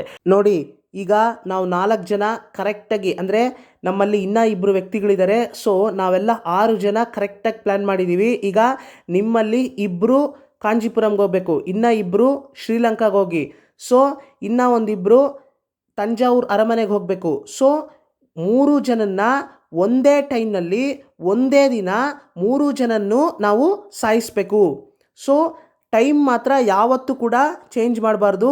3 ಜನ ಒಂದೇ ದಿನ ಸಾಯಬೇಕು, 3 ಜನನ್ನ ನಾವು ಒಂದೇ ದಿನ ಸಾಯಿಸಬೇಕು. ಸೊ ಹಾಗಾಗಿ ನಿಮ್ಮಲ್ಲಿ ಇಬ್ಬರು ಕಾಂಜೀಪುರಂಗೆ ಹೋಗಿ, ಇಬ್ಬರು ಶ್ರೀಲಂಕಾಗೆ ಹೋಗಿ, ಯಾರಾದರೂ ಒಬ್ಬರೋ ಅಥವಾ ಇಬ್ಬರೋ ತಂಜಾವೂರು ಅರಮನೆಗೆ ಹೋಗಿ ಅಲ್ಲಿರ್ತಕ್ಕಂತಹ ನಮ್ಮ ವೈರಿಯನ್ನು ಸಾಯಿಸಬೇಕು. ಸೊ ಈ 3 ಜನ ವೈರಿಗಳನ್ನು ಒಂದೇ ದಿನ ಸಾಯಿಸಬೇಕು. ಏನಾದರೂ ಒಂದು ವೈರಿಯನ್ನು ಸಾಯಿಸಿ ಇನ್ನೂ ಇಬ್ಬರು ವೈರಿಯನ್ನು ಸಾಯಿಸದೆ ಬಿಟ್ಬಿಟ್ರೆ ಆ ಇಬ್ಬರು ವೈರಿಗಳು ಹುಷಾರಾಗ್ಬಿಡ್ತಾರೆ. ಅಂದರೆ ಒಂದೇ ದಿನ 3 ಜನನ್ನು 3 ತಲೆನೂ ಹೋಗಬೇಕು. ಅಂದರೆ ಒಬ್ಬರನ್ನ ಸಾಯಿಸಿ ಇನ್ನಿಬ್ಬರನ್ನ ನಾವೇನಾದರೂ ಉಳಿಸ್ಬಿಟ್ರೆ ಆ ಇನ್ನಿಬ್ಬರು ಉಳ್ಕೊಂಡಿರೋರು ಹುಷಾರಾಗ್ಬಿಡ್ತಾರೆ. ಸೊ ಹಾಗಾಗಿ ಅವರು ಆ ರೀತಿ ಹುಷಾರಾಗೋದಕ್ಕೆ ನಾವೇ ಅವಕಾಶ ಮಾಡಿಕೊಟ್ಟಂತ ಆಗಬಾರ್ದು. ಸೊ ಹಾಗಾಗಿನೇ ಹೇಳ್ತಾ ಇದ್ದೀನಿ, 3 ಜನ ಒಂದೇ ದಿನ ಸಾಯಬೇಕು. ಸೊ ಹಾಗಾಗಿ ನಿಮ್ಮಲ್ಲಿ ಇಬ್ಬರು ಯಾರು ಹೋಗ್ತೀರಾ ಶ್ರೀಲಂಕಾಗೆ, ಮತ್ತು ಇಬ್ಬರು ಯಾರು ತಂಜಾವೂರು ಪ್ಯಾಲೇಸ್ಗೆ ಹೋಗ್ತೀರಾ, ಮತ್ತು ಇನ್ನೂ ಇಬ್ಬರು ಕಾಂಜೀಪುರಂಗೆ ಹೋಗಬೇಕು. ಸೊ ಯಾರು ಹೋಗ್ತೀರಾ ಅಂದರೆ ನಿಮ್ಮಲ್ಲಿ ನೀವೇ ಡಿಸೈಡ್ ಮಾಡಬೇಕು ಅಂತ ಹೇಳಿದ ತಕ್ಷಣ ಅವರಲ್ಲೇ ಜಗಳ ಶುರುವಾಗುತ್ತೆ. ಅಂದರೆ ಇಲ್ಲ ನಾನು ಹೋಗ್ತೀನಿ ಶ್ರೀಲಂಕಾಗೆ, ಇಲ್ಲ ನಾನು ತಂಜಾವೂರು ಪ್ಯಾಲೇಸ್ಗೆ ಹೋಗ್ತೀನಿ ಅಂತ ಅವರವರಲ್ಲೇ ಮಾತಾಡ್ಕೊಳ್ಳೋದಕ್ಕೆ ಶುರು ಮಾಡ್ತಾರೆ. ನಂತರ ಇವರಲ್ಲೇ ಇವರು ಜಗಳ ಮಾಡಬೇಕಾದ್ರೆ ಇವರಲ್ಲೇ ಇವರು ಮಾತಾಡ್ಕೋಬೇಕಾದ್ರೆ ರವಿದಾಸನ್ ಅವರು ಎಲ್ಲ ನಿಲ್ಲಿಸಿ ಮಾತಾಡಿದ್ದು ಸಾಕು, ಈ ರೀತಿ ನಮ್ಮಲ್ಲೇ ನಾವು ಜಗಳ ಆಡಬಾರ್ದು, ಡಿಬೇಟ್ ಮಾಡಬಾರ್ದು. ಸರಿ, ಈಗ ನೀವಿಬ್ಬರು ಶ್ರೀಲಂಕಾಗೆ ಹೋಗಿ, ನಂತರ ಈಗ ಶ್ರೀಲಂಕಾಗೆ ಹೋಗಿ ಅಲ್ಲಿ ಶ್ರೀಲಂಕಾದಲ್ಲಿ ಕಾಯಿನ್ಸ್ ಬೇಕಾಗುತ್ತೆ. ಅಂದರೆ ಶ್ರೀಲಂಕಾದಲ್ಲಿ ಚೋಳ ಸಾಮ್ರಾಜ್ಯದ ಕಾಯಿನ್ಸು ಹೋಗೋದಿಲ್ಲ. ಸೊ ಹಾಗಾಗಿ ವ್ಯಾಲಿಡ್ ಇಲ್ಲ.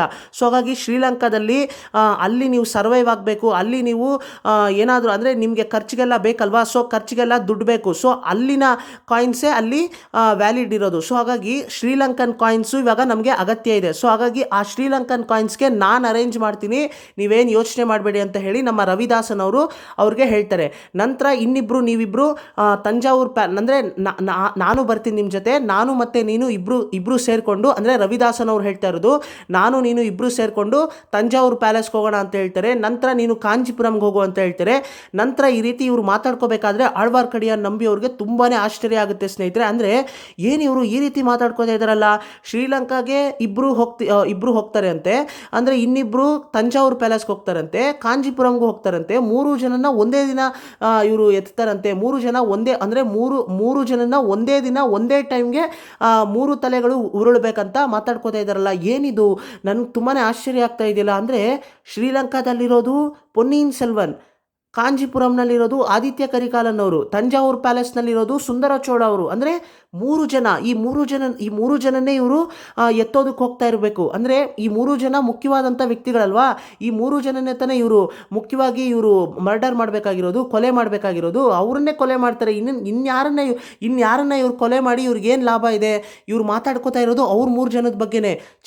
ಏನಿದು ಇಂಥ ಪರಿಸ್ಥಿತಿ ಬಂತಲ್ಲ ಚೋಳ ಸಾಮ್ರಾಜ್ಯಕ್ಕೆ. ಚೋಳ ಸಾಮ್ರಾಜ್ಯದ ಯುವರಾಜ ಆದಂಥ ಆದಿತ್ಯ ಕರಿಕಾಲನ್ ಅವರು, ಸುಂದರ ಚೋಳ ಅವರು, ರಾಜ ಆದಂತಹ ಸುಂದರ ಚೋಳ ಅವರು, ಮತ್ತು ಪೊನ್ನಿಯಿನ್ ಸೆಲ್ವನ್, ನಮ್ಮ ಚೋಳ ಸಾಮ್ರಾಜ್ಯದ ಪ್ರೀತಿ, ಅಂದರೆ ಪ್ರಜೆಗಳಿಗೆಲ್ಲ ಪ್ರೀತಿ ಪಾತ್ರರಾದಂತಹ ಪೊನ್ನಿಯಿನ್ ಸೆಲ್ವನ್ ಅವ್ರನ್ನ, ಏನಪ್ಪ ಇದು ಈ 3 ಜನ ಮುಖ್ಯವಾದಂಥ ವ್ಯಕ್ತಿಗಳನ್ನು ಇವರು ಎತ್ತಬೇಕು ಅಂತ ಪ್ಲಾನ್ ಆಗ್ತಾ ಇದ್ದಾರಲ್ಲ, ಇದನ್ನು ನಾನು ಇಲ್ಲಿಗೆ ಬಿಡಲ್ಲ, ಇದನ್ನೆಲ್ಲ ಯಾರ ಹತ್ರ ಹೇಳಬೇಕೋ ಅವ್ರ ಹತ್ರ ಹೇಳಿದ್ರೇ ಅಂತ ಯೋಚನೆ ಮಾಡ್ತಾ ಇರ್ತಾರೆ ಸ್ನೇಹಿತರೆ. ಸೊ ಇವರು ಹೀಗೆ ಯೋಚನೆ ಮಾಡಬೇಕಾದ್ರೆ ಈ 4 ಜನ ಸರಿ ಅಂದ್ಬಿಟ್ಟು ಮಾತಾಡೋದಕ್ಕೆ ಶುರು ಮಾಡ್ತಾರೆ. ಮತ್ತೆ ರವಿದಾಸನ್ ಮಂತ್ರವಾದಿಯವರು ಸರಿ ಎಲ್ಲರೂ ಒಂದು ನಿಮಿಷ ಸೈಲೆಂಟ್ ಆಗಿ ನೋಡಿ, ನಮ್ಮಲ್ಲಿ ಒಗ್ಗಟ್ಟಿರಬೇಕು, ಒಗ್ಗಟ್ಟೆ ತುಂಬಾ ಮುಖ್ಯ, ಒಗ್ಗಟ್ಟು ತುಂಬಾ ಮುಖ್ಯ, ನಮ್ಮಲ್ಲಿ ನಾವೇ ಜಗಳ ಆಡಬಾರ್ದು. ಸೊ ಈಗ ನಿಮ್ಮಲ್ಲಿ ನೀವಿಬ್ಬರು ಶ್ರೀಲಂಕಾಗೆ ಹೋಗಿ, ನಾನು ಮತ್ತು ಇವರು ತಂಜಾವೂರು ಪ್ಯಾಲೇಸ್ಗೆ ಹೋಗ್ತೀವಿ. ಸೊ ಓಕೆನಾ? ಆದಿತ್ಯ ಕರಿಕಾಲನ್ ಅವ್ರ ಬಗ್ಗೆ ನೀವೇನು ಯೋಚನೆ ಮಾಡೋದಕ್ಕೆ ಹೋಗ್ಬೇಡಿ. ಆದಿತ್ಯ ಕರಿಕಾಲನ್ ಅವ್ರನ್ನ ನಮ್ಮ ರಾಣಿ ನೋಡ್ಕೊಳ್ಳುತ್ತೆ. ಅಂದರೆ ನಮ್ಮ ರಾಣಿಯವ್ರು ನೋಡ್ಕೋತಾರೆ.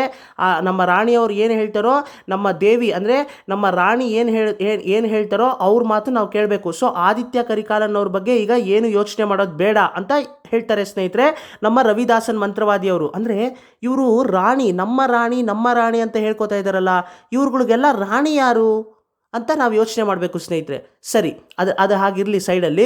ಸೊ ಹೀಗೆ ಇವ್ರು ಮಾತಾಡ್ಕೋತಾ ಇರಬೇಕಾದ್ರೆ ಎಲ್ಲೋ ಏನೋ ಶಬ್ದ ಬಂದಂಗೆ ಆಗುತ್ತೆ. ಅದಕ್ಕೆ ನಮ್ಮ ಇಡುಂಬನ್ಕಾರಿಯವರು ಏನೋ ಶಬ್ದ ಬಂದಂಗೆ ಆಯ್ತಲ್ಲ ಅಣ್ಣ ಅಂತ ಕೇಳ್ತಾರೆ ನಮ್ಮ ರವಿದಾಸನ್ ಮಂತ್ರವಾದಿಯವ್ರನ್ನ ಉದ್ದೇಶಿಸಿ. ಅದಕ್ಕೆ ನಮ್ಮ ರವಿದಾಸನ್ ಮಂತ್ರವಾದಿಯವರು ಏನು ಶಬ್ದ ಬರುತ್ತೋ, ಎಲ್ಲೋ ನಾಯಿ ಊಳಿಡೋ ಅಂಥ ಶಬ್ದ, ಮತ್ತು ಗೂಬೆ ಶಬ್ದ, ಈ ರೀತಿ ಪ್ರಾಣಿಗಳು ಕೂಡ ನಾವು ಈ ಮಧ್ಯರಾತ್ರಿಲಿ ಬಂದು ಈ ರೀತಿ ಮೀಟಿಂಗ್ ಮಾಡ್ತಾ ಇದ್ರೆ ಇನ್ಯಾರು ಎದ್ದಿರ್ತಾರೆ ಈ ಹೊತ್ತಿನಲ್ಲಿ ಹೇಳೋ?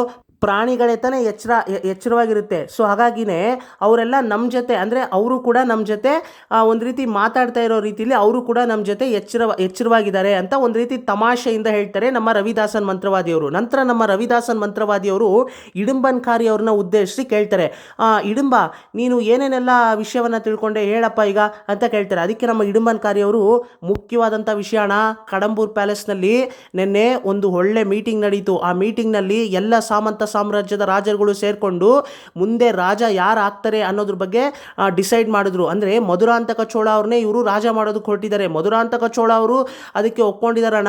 ಮತ್ತು ಪಲ್ಲಕ್ಕಿಯಲ್ಲಿ ನಮ್ಮ ಪೆರಿಯ ಪಳುವೇಟರೆಯರವರು ಮಧುರಾಂತಕ ಚೋಳ ಅವ್ರನ್ನ ಕರ್ಕೊಂಡು ನಂದಿನಿಯನ್ನೇ ಕರ್ಕೊಂಡು ಹೋಗ್ತಾ ಇದ್ದೀನಿ, ಅಂದರೆ ಪಳುವೂರು ಇಳೆಯರಾಣಿ ಅವರ ಧರ್ಮಪತ್ನಿಯಾದಂತಹ ನಂದಿನಿ ಅವ್ರನ್ನೇ ಕರ್ಕೊಂಡು ಹೋಗ್ತಾ ಇದ್ದೀನಿ ಅಂತ ಪ್ರಜೆಗಳನ್ನೆಲ್ಲ ನಂಬಿಸಿದ್ದಾರೆ.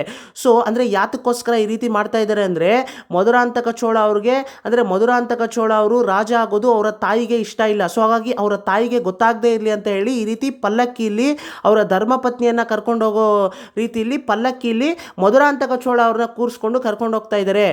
ಸೊ ಇದು ನನಗೆ ನಿನ್ನೆ ಗೊತ್ತಾಯಿತು ಮೀಟಿಂಗ್ನಲ್ಲಿ. ಸೊ ಹಾಗಾಗಿ ಈ ಮಧುರಾಂತಕ ಚೋಳ ಅವ್ರನ್ನ ರಾಜ ಮಾಡಬೇಕು ಅಂತ ಹೊರಟಿದ್ದಾರೆ. ಮತ್ತು ಇವ್ರು ಈ ರೀತಿ ಮಾತಾಡಬೇಕಾದ್ರೆ ನಾನು ಇನ್ನೊಂದು ಅಬ್ಸರ್ವ್ ಮಾಡಿದೆ ಅಣ್ಣ, ಇದನ್ನೆಲ್ಲ ಮೇಲ್ಗಡೆ ನಿಂತ್ಕೊಂಡು ಒಬ್ಬ ಕೇಳಿಸ್ಕೊತಾ ಇದ್ದ, ಆ ಮುನ್ಕುಡಿಮಿ ನಂಬಿ, ಅಂದರೆ ಅವನ ಹೆಸರು ಆಳ್ವಾರ್ ಕಡಿಯ ನಂಬಿ ಅಂತೆ. ಇನ್ನೂ ಒಂದು ಹೆಸರಿದೆ ಅವನಿಗೆ, ತಿರುಮಲೈ ಅಂತ. ಯಾವಾಗ ನೋಡಿದ್ರು ಹಿಂದೆ ಒಂದು ಜುಟ್ಟು ಬಿಟ್ಕೊಂಡು ಮೈಯೆಲ್ಲ ಗಂಧ ಹಚ್ಕೊಂಡು ಕೈಯಲ್ಲಿ ಒಂದು ಕೋಲ್ ಇಟ್ಕೊಂಡು 3 ನಾಮ ಹಾಕ್ಕೊಂಡು ಹಣೆಗೆ 3 ನಾಮ ಇಟ್ಕೊಂಡು ತಿರುಗ್ತಾ ಇರ್ತಾನೆ. ಯಾವಾಗ ನೋಡಿದ್ರು ಶಿವಭಕ್ತರ ಹತ್ರ ಹೋಗಿ ಡಿಬೇಟ್ ಮಾಡೋದು ಮತ್ತು ಈ ರೀತಿ ಮುಖ್ಯವಾದಂಥ ವಿಷಯಗಳನ್ನೆಲ್ಲ ತಿಳ್ಕೊಳ್ಳೋದು, ಇದೇ ಇವನ ಕೆಲಸ ಆಗಿಬಿಟ್ಟಿದೆ. ಅವನು ಮಾತ್ರ ಮೇಲ್ಗಡೆ ನಿಂತ್ಕೊಂಡು ಈ ಮೀಟಿಂಗ್ನ ಕೇಳಿಸ್ಕೊತಾ ಇದ್ದ. ಅದನ್ನು ಕೂಡ ನಾನು ಅಬ್ಸರ್ವ್ ಮಾಡಿದೆ ಅಣ್ಣ ಅಂತ ಹೇಳ್ತಾರೆ. ಇದನ್ನು ಕೇಳಿಸ್ಕೊಂಡಂತಹ ನಮ್ಮ ರವಿದಾಸನ್ ಮಂತ್ರವಾದಿಯವರು ಕೂಡಲೇ ಅವನನ್ನು ಏನು ಮಾಡಿದೆ ನೀನು, ಅವನನ್ನು ಹಿಡಿದು ಅಲ್ಲೇ ಮರ್ಡ್ರ್ ಮಾಡಬೇಕಾಗಿತ್ತು ನೀನು, ಆ ಮೀಟಿಂಗ್ ಆಗಿದ ತಕ್ಷಣ ಅವನ್ನ ಬಿಟ್ಬಿಟ್ಯಾ ಅಂತ ಕೇಳ್ತಾರೆ. ಅದಕ್ಕೆ ನಮ್ಮ ಇಡುಂಬನ್ಕಾರಿಯವರು, ಇಲ್ಲ ಅಣ್ಣ ಅವನಿಂದ ಏನೂ ತೊಂದರೆ ಆಗಲ್ಲ ಅಂತ ಅಂದ್ಕೊಂಡು ನಾನು ಸುಮ್ಮನೆ ಇದ್ದೆ, ಮತ್ತೊಂದು ಸತಿ ನೋಡಿದ್ರೆ ಏನು ಮಾಡಲಿ ಅಣ್ಣ ಅಂತ ಕೇಳ್ತಾರೆ ಸ್ನೇಹಿತರೆ. ಅದಕ್ಕೆ ನಮ್ಮ ರವಿದಾಸನ್ ಮಂತ್ರವಾದಿಯವರು, ಬೆಂಕಿ ಬಿತ್ತು ನಿನಗೇನಾದರೂ ಬುದ್ಧಿ ಇದೆಯೇನೋ, ಅವನನ್ನು ಹೋಗಿ ಬಿಟ್ಟಿದೆಯಲ್ಲ, ಆಳ್ವಾರ್ ಕಡಿಯ ನಂಬಿ ಅಂದರೆ ಯಾರು ಅಂದ್ಕೊಂಡಿದ್ಯಾ ನೀನು? ಅವನು ಸೆಂಬಿನ್ ಮಾದೇವಿ ಮತ್ತು ಅನಿರುದ್ಧ ಬ್ರಹ್ಮರಾಯರ್, ಚೋಳ ಸಾಮ್ರಾಜ್ಯದ ಪ್ರೈಮ್ ಮಿನಿಸ್ಟರ್ ಆದಂತಹ ಅನಿರುದ್ಧ ಬ್ರಹ್ಮರಾಯರ್ಗೆ ಅವನು ದೊಡ್ಡ ಸ್ಪೈ, ಗೂಢಾಚಾರಿ ಕೆಲಸ ಮಾಡ್ತಾ ಇರೋವಂಥ ವ್ಯಕ್ತಿ ಅವನು ಹೋಗಿ ಬಿಟ್ಟಿದೆಯಲ್ಲ ನೀನು. ಅವನನ್ನು ಇನ್ನೆಲ್ಲಾದರೂ ನೋಡಿದ್ರೆ ಅವನನ್ನು ಮಾತ್ರ ದಯವಿಟ್ಟು ಬಿಡೋದಕ್ಕೆ ಹೋಗ್ಬೇಡ, ಅವನನ್ನು ನೋಡಿದ ಜಾಗದಲ್ಲೇ ಮರ್ಡರ್ ಮಾಡಿಬಿಡು, ಅವನ ತಲೆ ತೆಗೆ ಹೇಳ್ತೀನಿ ಅಂತ ನಮ್ಮ ರವಿದಾಸನ್ ಮಂತ್ರವಾದಿಯವರು ಇಡುಂಬನ್ಕಾರಿ ಅವ್ರನ್ನ ಉದ್ದೇಶಿಸಿ ಹೇಳ್ತಾರೆ ಸ್ನೇಹಿತರೆ. ಅದಕ್ಕೆ ಇದನ್ನೆಲ್ಲ ಕೇಳಿಸ್ಕೊಂಡಂತಹ ನಮ್ಮ ಆಳ್ವಾರ್ ಕಡಿಯ ನಂಬಿಯವ್ರಿಗೆ ಮೈಯೆಲ್ಲ ಬೆವರ್ತಾ ಇರ್ತಾರೆ ಸ್ನೇಹಿತರೆ. ಅಂದರೆ ಏನಪ್ಪ ಇವ್ರು ಈ ರೀತಿ ಮಾತಾಡ್ಕೋತಾ ಇದ್ದಾರಲ್ಲ, ನಾನೇನಾದರೂ ಇವ್ರ ಕೈಗೆ ಏನಾದರೂ ಸಿಕ್ಕಾಕೊಂಡ್ರೆ ಅಷ್ಟೇ, ನಾನು ಇಲ್ಲೇ ಸಮಾಧಿ ಮಾಡಿಬಿಡ್ತಾರೇನೋ ಅಂತ ನಮ್ಮ ಆಳ್ವಾರ್ ಕಡಿಯ ನಂಬಿ ಅವ್ರು ಅಂದ್ಕೊಂಡು ಮನಸ್ಸಲ್ಲೇ ಅಂದ್ಕೊಂಡು ತುಂಬಾ ಭಯದಲ್ಲಿರ್ತಾರೆ. ಸೊ ಹಾಗಾಗಿ ಮೆತ್ತಿಗೆ ನಿಧಾನಕ್ಕೆ ಅವರು ಕೆಮ್ಮೋದಕ್ಕೆ ಶುರು ಮಾಡ್ತಾರೆ. ಅಂದರೆ ನಿಧಾನಕ್ಕೆ ಕೆಮ್ಮು ತಡ್ಕೊಳ್ಳೋದಕ್ಕಾಗೋದಿಲ್ಲ, ಭಯಕ್ಕೆ ಕೆಮ್ಮು ಬರುತ್ತೆ. ಕೆಮ್ಮಿದ ತಕ್ಷಣ ಒಂದು ರೀತಿ ಅಕ್ಷಿ ಕೂಡ ಬರುತ್ತೆ. ಒಂದು ರೀತಿ ಅವರು ಆ ಅಕ್ಷಿ ಮಾಡಿದ ತಕ್ಷಣ ಅಲ್ಲಿ ಇವ್ರು ಮಾತಾಡ್ತಾ ಇದ್ದಂತಹ 4 ಜನ ವ್ಯಕ್ತಿಗಳಿಗೆ ಡೌಟ್ ಬಂದ್ಬಿಡುತ್ತೆ. ಏನೋ ಸೌಂಡ್ ಬಂತು, ಯಾರದು ಮರದ ಹತ್ರ ಯಾರೋ ಇರೋ ಕಾಣಿಸುತ್ತೆ, ಇಡುಂಬ ನೀನು ಹೋಗಿ ನೋಡು ಅಂತ ಹೇಳ್ತಾರೆ ರವಿದಾಸನ್ ಮಂತ್ರವಾದಿಯವರು. ಇಡುಂಬನ್ಕಾರಿ ಆ ಮರದ ಹತ್ರ ಯಾರಿದ್ದಾರೆ ಅಂತ ನೋಡೋದಕ್ಕಂತ ಬರ್ತಾರೆ. ಅಂದರೆ ಒಂದು ದೀಪವನ್ನು ಇಟ್ಕೊಂಡು ಬರ್ತಾರೆ, ಅಂದರೆ ಒಂದು ದೀಪ ಕೈಯಲ್ಲಿ ಇಟ್ಕೊಂಡು ಯಾರಿದ್ದಾರೆ ಈ ಮರದ ಹತ್ರ ಅಂತ ಬರ್ತಾರೆ. ಅಷ್ಟಲ್ಲ ನಮ್ಮ ಆಳ್ವಾರ್ ಕಡಿಯ ನಂಬಿಯವರು ಒಂದು ಐಡಿಯಾ ಮಾಡ್ತಾರೆ. ಅಂದರೆ ಈಗ ನಾನು ತಪ್ಪಿಸ್ಕೋಬೇಕು ಅಂದರೆ ಇದೇ ದಾರಿ ಇರೋದು ಅಂತ ಹೇಳಿ ಅಲ್ಲೇ ಒಂದು ಬಾವಲಿ ನೇತಾಡ್ತಾ ಇರುತ್ತೆ. ಆ ಬಾವಲಿಯನ್ನು ಕೈಯಲ್ಲಿ ತಗೊಂಡು ಆ ಬಾವಲಿಯನ್ನು ಇಡುಂಬನ್ಕಾರಿ ಮುಖದ ಮೇಲೆ ಎಸ್ಬಿಡ್ತಾರೆ. ಎಸ್ತಿದ ತಕ್ಷಣ ನಮ್ಮ ಇಡುಂಬನ್ಕಾರಿಯವರು ಅಯ್ಯಯ್ಯೋ ಅಮ್ಮ ಅಂತ ಕಿರ್ಚ್ಕೊಂಡು ಆ ಕಡೆ ಹೋಗಿ ಬಿದ್ದುಬಿಡ್ತಾರೆ. ದೀಪವನ್ನು ಕೂಡ ಅವರು ಹಣತೆಯನ್ನು ಕೂಡ ಅವರು ಕೆಳಗಡೆ ಬೀಳಿಸ್ಬಿಡ್ತಾರೆ.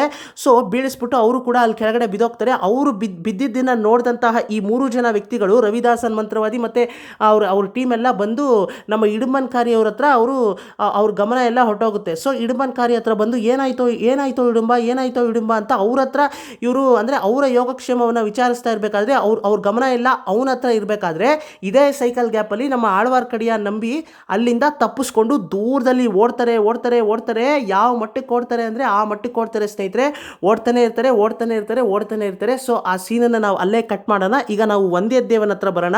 ವಂದ್ಯದೇವನವರು ಈಗ ಜೋಯಿಸ್ರ ಮನೆಗೆ ಬಂದಿದ್ದಾರೆ. ಜೋಯಿಸ್ರ ಮನೆಯಲ್ಲಿ ಜೋಯಿಸ್ರು ನಮ್ಮ ವಂದ್ಯದೇವನವ್ರನ್ನ ನೋಡಿ ಯಾರಪ್ಪ ನೀನು ಅಂತ ಕೇಳ್ತಾರೆ. ಅದಕ್ಕೆ ನಮ್ಮ ವಂದ್ಯದೇವನವರು, ಏನು ಜೋಯಿಸ್ರೆ ನೀವು ಜಾತಕವನ್ನು ಹೇಳ್ತೀನಿ ಅಂತೀರಾ, ನನ್ನ ನೋಡಿದ ತಕ್ಷಣ ನೀವು ನಾನು ಯಾರೋ ಯಾರು ಅಂತ ನೀವು ಹೇಳಬೇಕು, ನಾನು ಹೇಳೋವಂಥ ಅವಶ್ಯಕತೆ ಇಲ್ಲ ಅಂತ ಒಂದು ರೀತಿ ಕಿಂಡಲ್ ಮಾತಾಡೋ ರೀತಿಲಿ ಮಾತಾಡ್ತಾರೆ ಸ್ನೇಹಿತರೆ. ನಂತರ ನಮ್ಮ ವಂದ್ಯದೇವನವರು ಸರಿನಪ್ಪ, ನಿನ್ನ ಹೆಸರೇನು ನಿನ್ನ ಹೆಸರೇನು ಅದಾದರೂ ಹೇಳು, ನಿನ್ನ ಹೆಸರು ಹೇಳಿದ್ರೆ ನಿನ್ನ ಜಾತಕ ನನ್ನ ಹತ್ರ ಇದೆಯಾ ಇಲ್ವಾ ಅಂತ ಗೊತ್ತಾಗುತ್ತೆ ಅಂತ ಹೇಳ್ತಾರೆ ಸ್ನೇಹಿತರೆ. ಸೊ ನಂತರ ನಮ್ಮ ವಂದ್ಯದೇವನವರು ಓ ಅಷ್ಟೇ ತಾನೇ, ನನ್ನ ಹೆಸರು ವಂದ್ಯದೇವನ್ ಅಂತ, ಹೌದಾ ಸರಿ ಇರಪ್ಪ, ನಿನ್ನ ಜಾತಕ ನನ್ನ ಹತ್ರನೇ ಇರಬೇಕು ಅಂತೇಳಿ ಜೋಯಿಸರು ಕೂಡ ಅವನ ಹೆಸರಲ್ಲಿರ್ತಕ್ಕಂತಹ ಜಾತಕವನ್ನು ತಗೊಂಡು ನೋಡ್ತಾರೆ. ಓಹೋ ನೀನು ವಾನರ್ ಕುಲದವನಾ, ವಾನರ್ ಕುಲತ್ತೈಚೆಯಿಂದ ವಂದ್ಯದೇವನ ನೀನು ಅಂತ ಹೇಳ್ತಾರೆ. ಅದಕ್ಕೆ ನಮ್ಮ ವಂದ್ಯದೇವನವರು ಹೌದು ನೀವು ಇಷ್ಟು ಕರೆಕ್ಟಾಗಿ ಹೇಳ್ತಾ ಇದ್ದೀರಾ ನನ್ನ ಕುಲದ ಬಗ್ಗೆ, ವಾನರ್ ಕುಲದ ಬಗ್ಗೆ ಅಂತ ಕೇಳ್ತಾರೆ. ಅದಕ್ಕೆ ನಮ್ಮ ಜೋಯಿಸರು ಹೌದಪ್ಪ, ನಿಮ್ಮ ಕುಲ ಒಂದು ಕಾಲದಲ್ಲಿ ಎಂತಹ ಕುಲ, ಎಂತಹ ಸಾಮ್ರಾಜ್ಯ ಅಂದರೆ ಎಷ್ಟು ದೊಡ್ಡ ಸಾಮ್ರಾಜ್ಯ ಆಗಿತ್ತು ಒಂದು ಕಾಲದಲ್ಲಿ. ಮತ್ತು ಚೋಳರು ಅಂದರೆ ಚೋಳ ಸಾಮ್ರಾಜ್ಯಕ್ಕಿಂತ ಮುಂಚೆ ಅಂದರೆ ಹಿಂದಿನ ಕಾಲದಲ್ಲಿ ನಿಮ್ಮ ಪೂರ್ವಜರು ಎಂತಹ ದೊಡ್ಡ ಸಾಮ್ರಾಜ್ಯವನ್ನು ಕಟ್ಟಿ ಆಳ್ವಿಕೆ ನಡೆಸಿದ್ದಾರೆ ಗೊತ್ತಾ ಅಂತ ಈ ರೀತಿ ಎಲ್ಲ ಹೇಳ್ತಾರೆ. ಒಂದು ರೀತಿ ಹೊಗಳಿಕೆಯ ಮಾತುಗಳನ್ನೆಲ್ಲ ಆಡ್ತಾರೆ ಸ್ನೇಹಿತರೆ. ಇದನ್ನೆಲ್ಲ ಕೇಳಿಸ್ಕೊಂಡು ನಮ್ಮ ವಂದ್ಯದೇವನವ್ರಿಗೆ ತುಂಬಾ ಖುಷಿ ಆಗುತ್ತೆ.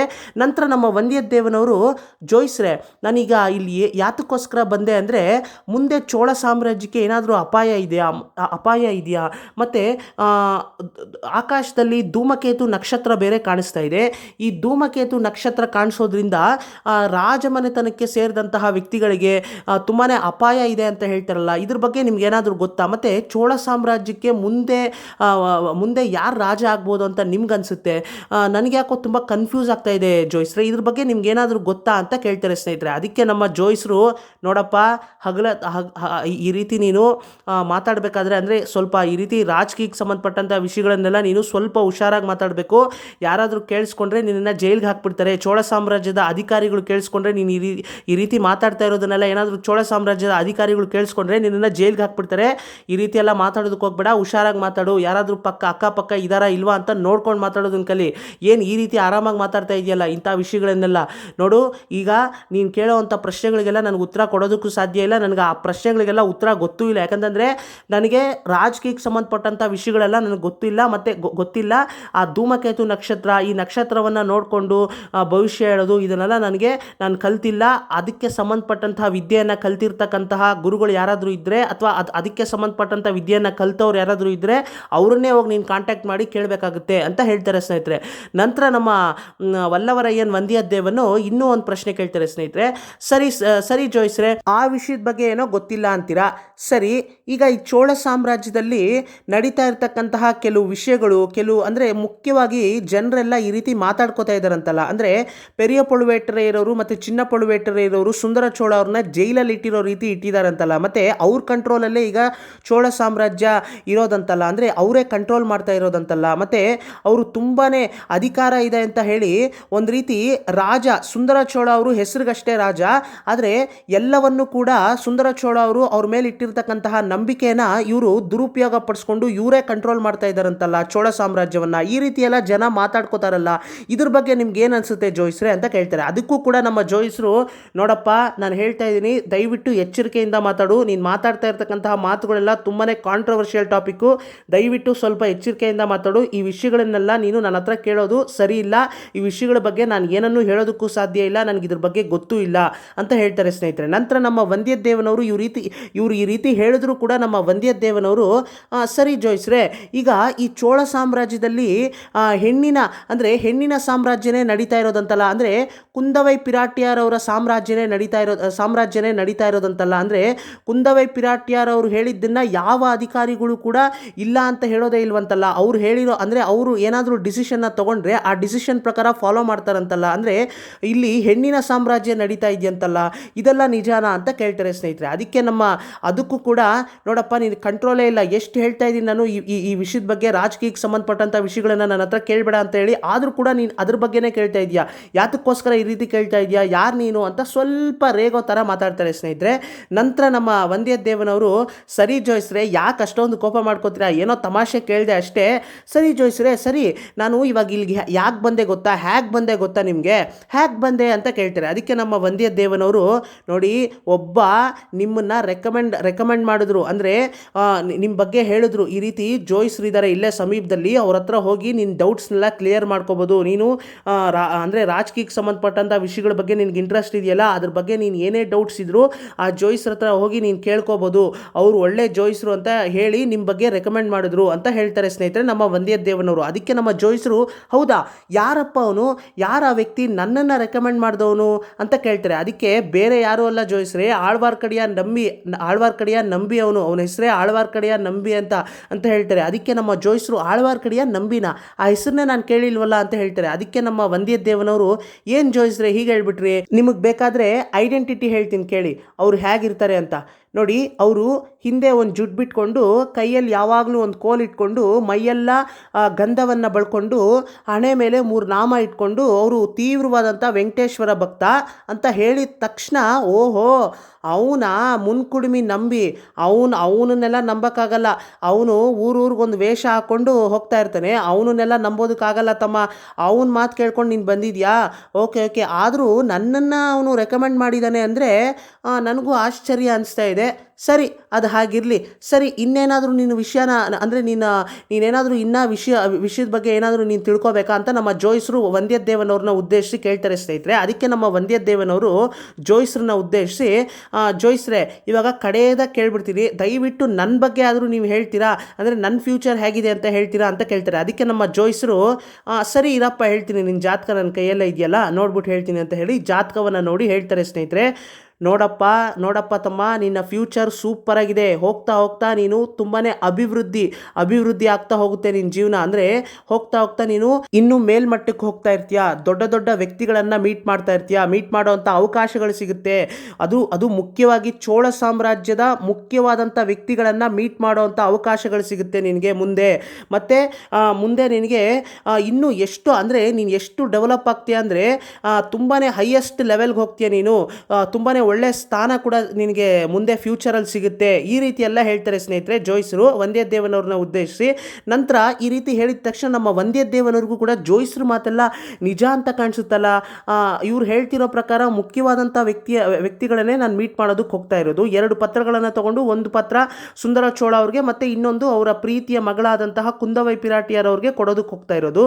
ಸೊ ಇವರಿಬ್ಬರು ಕೂಡ, ಈ ಇಬ್ಬರು ವ್ಯಕ್ತಿಗಳು ಕೂಡ ತುಂಬಾ ಮಹಾನ್ ವ್ಯಕ್ತಿಗಳು ಚೋಳ ಸಾಮ್ರಾಜ್ಯದಲ್ಲಿ. ಸೊ ಇವ್ರು ಹೇಳ್ತಾ ಇರೋದೆಲ್ಲ ನಿಜ ಇರ್ಬೋದಾ? ಹಾಗಿದ್ರೆ ನನ್ನ ಜೀವನದಲ್ಲಿ ಮುಂದೆ ಒಳ್ಳೆ ಅಭಿವೃದ್ಧಿ ಆಗುತ್ತಾ, ಅಂದರೆ ನನ್ನ ಜೀವನದಲ್ಲಿ ತುಂಬ ಇನ್ನೂ ದೊಡ್ಡ ಸ್ಥಾನಕ್ಕೆ ಹೋಗ್ತೀನ ನಾನು ಅಂತ ನಮ್ಮ ವಂದ್ಯದೇವನವ್ರಿಗೆ ತುಂಬಾ ಖುಷಿ ಪಡ್ತಾರೆ. ಅಂದರೆ ಅವ್ರಿಗೆ ಮನಸ್ಸಲ್ಲಿ ತುಂಬಾ ಖುಷಿ ಆಗುತ್ತೆ. ಸೊ ಆ ಖುಷಿಯ ಕಾರಣದಿಂದ ನಮ್ಮ ವಂದ್ಯದೇವನವರು ಅವ್ರ ಹತ್ರ ಇದ್ದಂತಹ ಒಂದು ಸ್ವಲ್ಪ ನಾಣ್ಯಗಳು, ಒಂದು ಸ್ವಲ್ಪ ಚಿನ್ನದ ನಾಣ್ಯಗಳು, ಚೋಳ ಸಾಮ್ರಾಜ್ಯದ ಚಿನ್ನದ ನಾಣ್ಯಗಳನ್ನು ಕೊಟ್ಟು ಜೋಯಿಸ್ರಿಗೆ ಕೊಟ್ಟು, ತಗೊಳ್ಳಿ ಜೋಯಿಸ್ರೆ ಅಂತ ಕೊಡ್ತಾರೆ. ಜೋಯಿಸ್ರು ಕೂಡ ತುಂಬಾ ಖುಷಿ ಪಡ್ತಾರೆ. ನಂತರ ನಮ್ಮ ಜೋಯಿಸ್ರಿಗೆ ಬಾಯ್ ಹೇಳಿಬಿಟ್ಟು, ಸರಿ ಜೋಯಿಸ್ರೆ ನಾನು ಬರ್ತೀನಿ, ಯಾವಾಗಾದರೂ ಮೀಟ್ ಮಾಡೋಣ ಅಂತ ಹೇಳಿ ನಮ್ಮ ವಂದ್ಯದೇವನವರು ಅಲ್ಲಿಂದ ಹೊರಡೋದಕ್ಕೆ ಶುರು ಮಾಡ್ತಾರೆ. ಸೊ ಹೀಗೆ ನಮ್ಮ ವಂದ್ಯದೇವನವರು ಜೋಯಿಸ್ರ ಮನೆಯಿಂದ ಹೊರಡೋದಕ್ಕೆ ಶುರು ಮಾಡ್ತಾರೆ. ಅವರು ಕುದುರೆಯನ್ನು ಚಲಾಯಿಸಿಕೊಂಡು ಅವರ ಪ್ರಯಾಣವನ್ನು ಕಂಟಿನ್ಯೂ ಮಾಡ್ತಾರೆ. ಸರಿ, ಅದನ್ನಲ್ಲೇ ಕಟ್ ಮಾಡಿ ಈಗ ನಾವು ಕುಂದವೈಯವರು ವಾನತಿಯವರು ಏನು ಮಾಡ್ತಾ ಇದ್ದಾರೆ, ಅಂದರೆ ಅವ್ರು ಎಲ್ಲಿ ಹೋಗ್ತಾ ಇದ್ದಾರೆ ಅಂತ ನೋಡೋಣ ಬನ್ನಿ ಸ್ನೇಹಿತರೆ. ನಮ್ಮ ಕುಂದವೈಯವರು ವಾನತಿಯವರು ಜೋಯಿಸ್ರ ಮನೆಯಿಂದ ಕುದುರೆಯ ರಥವನ್ನು ಹತ್ಕೊಂಡು ಹಡಗಿರುವಂಥ ಜಾಗಕ್ಕೆ, ಅಂದರೆ ನದಿಯ ತೀರಕ್ಕೆ ಹೋಗಿ ಹಡಗನ್ನು ಹತ್ಕೋಬೇಕು ಅಂತ ಹೊರಡ್ತಾರೆ.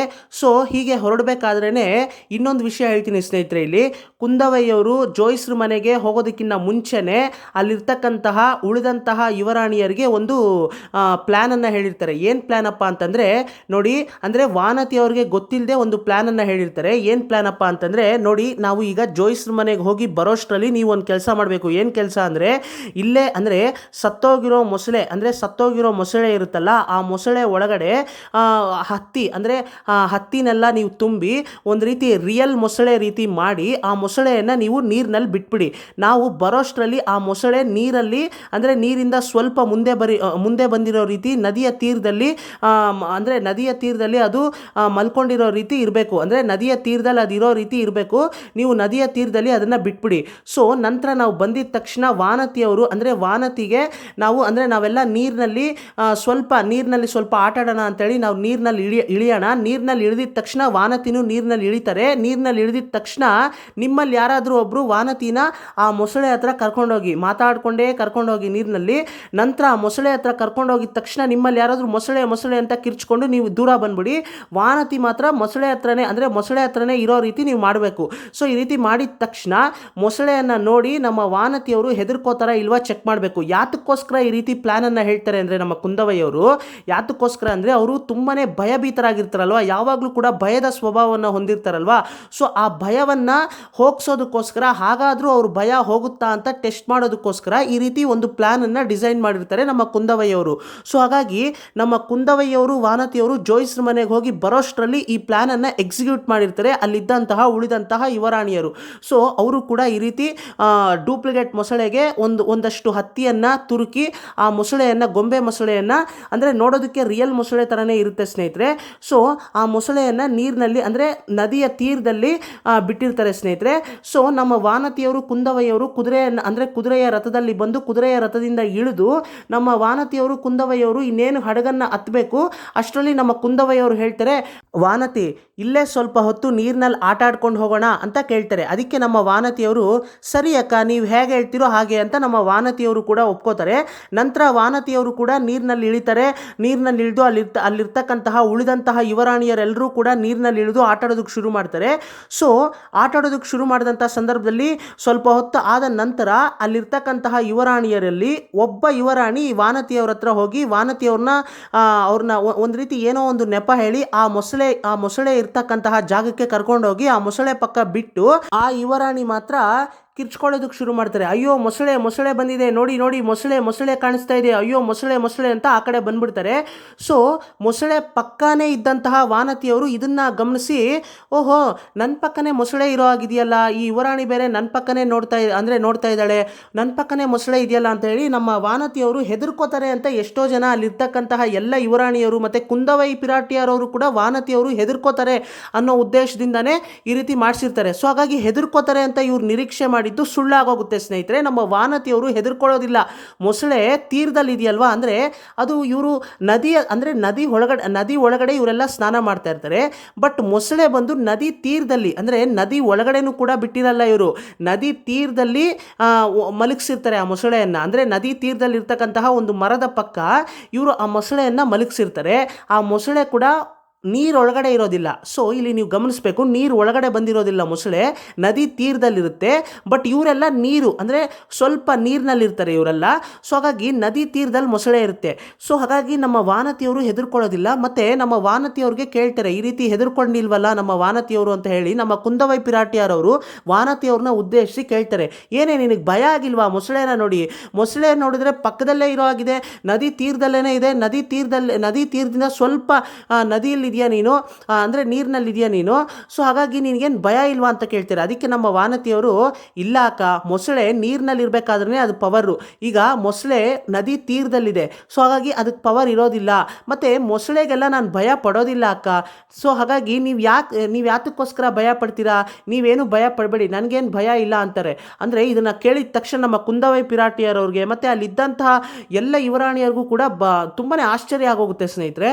ನಂತರ ನಮ್ಮ ಕುಂದವೈ ಪಿರಾಟಿಯರವರು ವಾನತಿಯವ್ರನ್ನ ಉದ್ದೇಶಿಸಿ, ಸರಿ ಕಣೆ, ನೀನು ತುಂಬಾ ಧೈರ್ಯವಂತೆ ಅಂತ ನಾನು ಒಪ್ಕೋತೀನಿ ಅಂತ ಹೇಳ್ತಾರೆ ಸ್ನೇಹಿತರೆ. ನಂತರ ಹೀಗೆ ಇವರೆಲ್ಲ ಈ ರೀತಿ ಯುವರಾಣಿಯರು ಮತ್ತು ಎಲ್ಲರೂ ಕೂಡ ಮೊಸಳೆ ಅಂತ ಕಿರ್ಚ್ಕೊಂಡಿದ್ದು ಕೇಳಿಸ್ಕೊಂಡಂತಹ ಒಬ್ಬ ವೀರ ದೂರದಿಂದ ಒಂದು ಬಾಣವನ್ನು ಬಿಡ್ತಾರೆ ಸ್ನೇಹಿತರೆ ಮೊಸಳೆ ಮೇಲೆ. ಆ ಬಾಣವನ್ನು ಬಿಟ್ಟಿದ ತಕ್ಷಣ, ಆ ಬಾಣ ಬಂದು ಮೊಸಳೆ ಮೇಲೆ ಬಿದ್ದಿದ ತಕ್ಷಣ, ಅಂದರೆ ಆ ಬಾಣ ಬಂದು ಮೊಸಳೆ ಮೇಲೆ ಬಿದ್ದಿದ ತಕ್ಷಣ ಆ ಮೊಸಳೆಯಿಂದ ರಕ್ತ ಬರುತ್ತೆ ಅಂತ ನೋಡಿದ್ರೆ ರಕ್ತ ಬರೋದಿಲ್ಲ, ಒಂದು ರೀತಿ ಗ್ರೀನ್ ಕಲರ್ ಹತ್ತಿ ಬರುತ್ತೆ ಸ್ನೇಹಿತರೆ.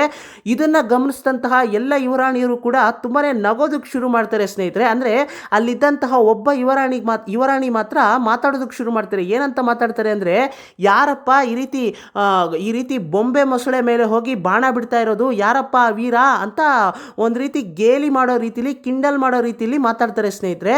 ಅಂದರೆ ಇದು ಯಾವ ವೀರ ಸ್ನೇಹಿತರೆ ದೂರದಿಂದ ಬಾಣವನ್ನು ಬಿಟ್ಟಿದ್ದು? ಇನ್ಯಾರೂ ಅಲ್ಲ ಸ್ನೇಹಿತರೆ, ಆ ವೀರ ಬೇರೆ ಯಾರೂ ಅಲ್ಲ, ನಮ್ಮ ವಲ್ಲವರಯ್ಯನ್ ವಂದಿಯದ್ದೇವನೇ.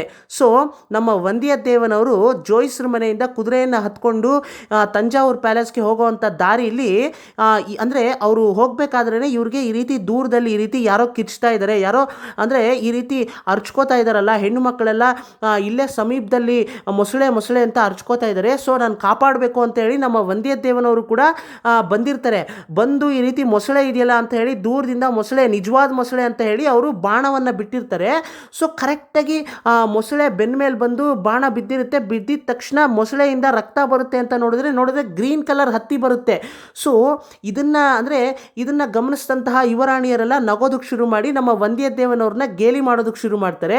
ನಂತರ ನಮ್ಮ ವಂದಿಯದ್ದೇವನವ್ರಿಗೆ ಆಶ್ಚರ್ಯ, ಅಂದರೆ ದೂರದಲ್ಲಿ ನಿಂತ್ಕೊಂಡಿರ್ತಾರಲ್ವ ಅವ್ರಿಗೂ ಗೊತ್ತಾಗಲ್ಲ ಇದು ಡೂಪ್ಲಿಕೇಟ್ ಮೊಸಳೆ ಅಂತ. ಸೊ ಹಾಗಾಗಿ ಅವರು ಆಶ್ಚರ್ಯದಿಂದ ಏನು ಯುವರಾಣಿಯರೆಲ್ಲ ಈ ರೀತಿ ನನ್ನನ್ನು ಗೇಲಿ ಮಾಡ್ಕೊಂಡು ನಗ್ತಾ ಇದ್ದಾರಲ್ಲ, ಇವ್ರಿಗೇನು ಒಂಚೂರು ಸೀರಿಯಸ್ನೆಸ್ ಇಲ್ವಾ, ಇವ್ರನ್ನ ಕಾಪಾಡೋದಕ್ಕೋಸ್ಕರ ನಾನು ಬಂದರೆ ನೋಡಿದ್ರೆ ಇವರೆಲ್ಲ ನಗೋದಕ್ಕೆ ಶುರು ಮಾಡಿದಾರಲ್ಲ ಅಂತ ಒಂದು ರೀತಿ ಕೋಪ ಬರುತ್ತೆ. ನಂತರ ನಮ್ಮ ವಂದಿಯದ್ದೇವನವರು ಹತ್ರ ಬಂದು ನೋಡ್ತಾರೆ ಆ ಮೊಸಳೆನ. ಡೌಟ್ ಬಂದು, ಓಹೋ ಇದೇನಿದು ಮೊಸಳೆಯಿಂದ ರಕ್ತ ಬರುತ್ತೆ ಅಂತ ನೋಡಿದ್ರೆ ಏನೋ ಗ್ರೀನ್ ಕಲರ್ ಹತ್ತಿ ಬಂದಿದೆಯಲ್ಲ ಹೊರಗಡೆ ಅಂತ ಅದನ್ನು ಮುಟ್ಟಿ ನೋಡ್ತಾರೆ. ಅವಾಗ ಗೊತ್ತಾಗುತ್ತೆ ನಮ್ಮ ವಂದಿಯದ್ದೇವನವ್ರಿಗೆ ಇದು ಬೊಂಬೆ ಮೊಸಳೆ ಅಂತ. ಅವಾಗ ಅವ್ರಿಗೆ ತುಂಬಾ ಒಂದು ರೀತಿ ಶೇಪ್ ಔಟ್ ಆಗಿಬಿಡುತ್ತೆ ಅಂತ ಹೇಳ್ಬೋದು ಸ್ನೇಹಿತರೆ. ಲೋಕಲ್ ಭಾಷೆಯಲ್ಲಿ ಹೇಳಬೇಕಂದ್ರೆ ಶೇಪ್ ಔಟ್ ಆಗಿಬಿಡುತ್ತೆ ಅಂತಲೇ ಹೇಳಬೇಕು. ಮತ್ತು ಅವ್ರ ಮನಸ್ಸಿನಲ್ಲೇ ಅನ್ಕೋತಾರೆ, ಇಷ್ಟು ಜನ ಹುಡುಗಿರ ಮುಂದೆ ಈ ರೀತಿ ನನಗೆ ಅವಮಾನ ಆಗೋಯ್ತಲ್ಲ, ಎಂಥ ಪರಿಸ್ಥಿತಿ ಇದು, ನಾನು ಏನೋ ಒಳ್ಳೆತನದಿಂದ ಇವ್ರನ್ನೆಲ್ಲ ಕಾಪಾಡಬೇಕು ಅಂತ ಬಂದರೆ ನೋಡಿದ್ರೆ ಈ ರೀತಿ ಡೂಪ್ಲಿಕೇಟ್ ಮೊಸಳೆ ಇಟ್ಕೊಂಡು ಈ ರೀತಿ ಆಟ ಆಡ್ತಾ ಇದ್ದಾರಲ್ಲ, ಇವ್ರಿಗೊಂಚೂರು ಬುದ್ಧಿನೇ ಇಲ್ಲಪ್ಪ, ಈ ಚೋಳ ಸಾಮ್ರಾಜ್ಯದ ಹೆಣ್ಣು ಮಕ್ಕಳು ಯಾತಕ್ಕೋಸ್ಕರ ಈ ರೀತಿ ಆಡ್ತಾರೆ ಅಂತ ಈ ರೀತಿ ಮನಸ್ಸಿನಲ್ಲೇ ಅವರು ಒಂದು ರೀತಿ ಬೈಕೋತಾ ಇರ್ತಾರೆ ಸ್ನೇಹಿತರೆ. ನಂತರ ಅವ್ರ ಮುಖದ ಭಾವನೆಯನ್ನು ಅರ್ಥ ಮಾಡಿಕೊಂಡು ನಮ್ಮ ಕುಂದವೈ ಪಿರಾಟಿಯಾರವರು ಅವ್ರ ಹತ್ರ ಕ್ಷಮೆ ಕೇಳೋದಕ್ಕಂತ ಹೋಗ್ತಾರೆ. ಕ್ಷಮೆ ಕೇಳೋದಕ್ಕಂತ ಹೋದಾಗ ಆಲ್ರೆಡಿ ನಮ್ಮ ಕುಂದವೈ ಪಿರಾಟಿಯಾರವ್ರನ್ನ ನಮ್ಮ ವಂದಿಯದ್ದೇವನವರು ಜೋಯಿಸ್ರ ಮನೇಲಿ ನೋಡಿರ್ತಾರೆ. ಸೊ ಅಲ್ಲಿ ನಮ್ಮ ವಂದಿಯದ್ದೇವನವ್ರಿಗೂ ಕೂಡ ಕುಂದವೈ ಪಿರಾಟಿಯಾರವರ ನಡವಳಿಕೆ, ಅಂದರೆ ಅವರ ಒಂದು ಕ್ಯಾರೆಕ್ಟರ್, ಅಂದರೆ ಅವರು ಮಾತಾಡ್ದಿರ ಹೊರಟೋಗ್ತಾರಲ್ಲ, ನಮ್ಮ ವಂದಿಯದ್ದೇವನವರು ಕ್ಷಮೆ ಕೇಳಿದ್ರು ಕೂಡ ಮಾತಾಡ್ದಿರ ಹೊರಟೋಗ್ತಾರೆ. ಆದರೆ ಅದು ಕೂಡ ನಮ್ಮ ವಂದಿಯದ್ದೇವನವ್ರಿಗೆ ಕಾಡ್ತಾ ಇರುತ್ತೆ. ಸೊ ಇವಾಗ ನಮ್ಮ ಕುಂದವೈ ಪಿರಾಟಿಯಾರವ್ರನ್ನ ಮತ್ತೆ ನೋಡಿದ ತಕ್ಷಣ, ಇವರಲ್ವಾ, ಇವರು ಜೋಯಿಸ್ರ ಮನೆಯಲ್ಲಿ ಇವ್ರನ್ನೇ ಅಲ್ವಾ ನಾನು ನೋಡಿದ್ದು ಜೋಯಿಸ್ರ ಮನೆಯಲ್ಲಿ, ಅಬ್ಬಬ್ಬ ಎಷ್ಟು ಸುಂದರವಾಗಿದ್ದಾರೆ, ಆದರೂ ಕೂಡ ಇವರು ಕೂಡ ನಾನು ಕ್ಷಮೆ ಕೇಳಿದ್ರು ಕೂಡ ಏನೂ ರೆಸ್ಪಾಂಡ್ ಮಾಡಿದ್ರೆ ಹೊರಟೋದ್ರು ಅಂತ ಕೋಪದಿಂದ ನೋಡ್ತಾ ಇರ್ತಾರೆ. ನಂತರ ನಮ್ಮ ವಂದಿಯದ್ದೇವನವ್ರ ಹತ್ರ ನಮ್ಮ ಕುಂದವೈ ಪಿರಾಟಿಯಾರವ್ರು ಬಂದು, ನೋಡಿ ದಯವಿಟ್ಟು ನೀವು ಕ್ಷಮಿಸಬೇಕು, ನಿಮ್ಮನ್ನು ನೋಡಿದ್ರೆ ತುಂಬ ಮಹಾನ್ ವೀರ ಅಂತ ಕಾಣಿಸುತ್ತೆ, ಮತ್ತು ದೂರದ ಊರಿಂದ ಬಂದಿರೋ ರೀತಿ ಕಾಣಿಸುತ್ತೆ, ಮತ್ತು ನೀವು ಯಾವುದೋ ಮುಖ್ಯವಾದಂಥ ಕೆಲಸದ ಮೇಲೆ ಹೋಗ್ತಿರೋ ರೀತಿ ಕಾಣಿಸುತ್ತೆ ನನಗೆ. ದಯವಿಟ್ಟು ಇವರೆಲ್ಲ ನಿಮ್ಮನ್ನು ನೋಡಿ ಈ ರೀತಿ ಗೇಲಿ ಮಾಡ್ಕೊಂಡು ನಗ್ತಾ ಇದ್ದಾರಲ್ಲ ಅಂತ ದಯವಿಟ್ಟು ತಪ್ಪಾಗಿ ತಿಳ್ಕೊಬೇಡಿ. ಚೋಳ ಸಾಮ್ರಾಜ್ಯದ ಹೆಣ್ಣು ಮಕ್ಕಳು ಆ ರೀತಿ ಅಲ್ಲ, ದಯವಿಟ್ಟು ತಪ್ಪಾಗಿ ತಿಳ್ಕೊಬೇಡಿ.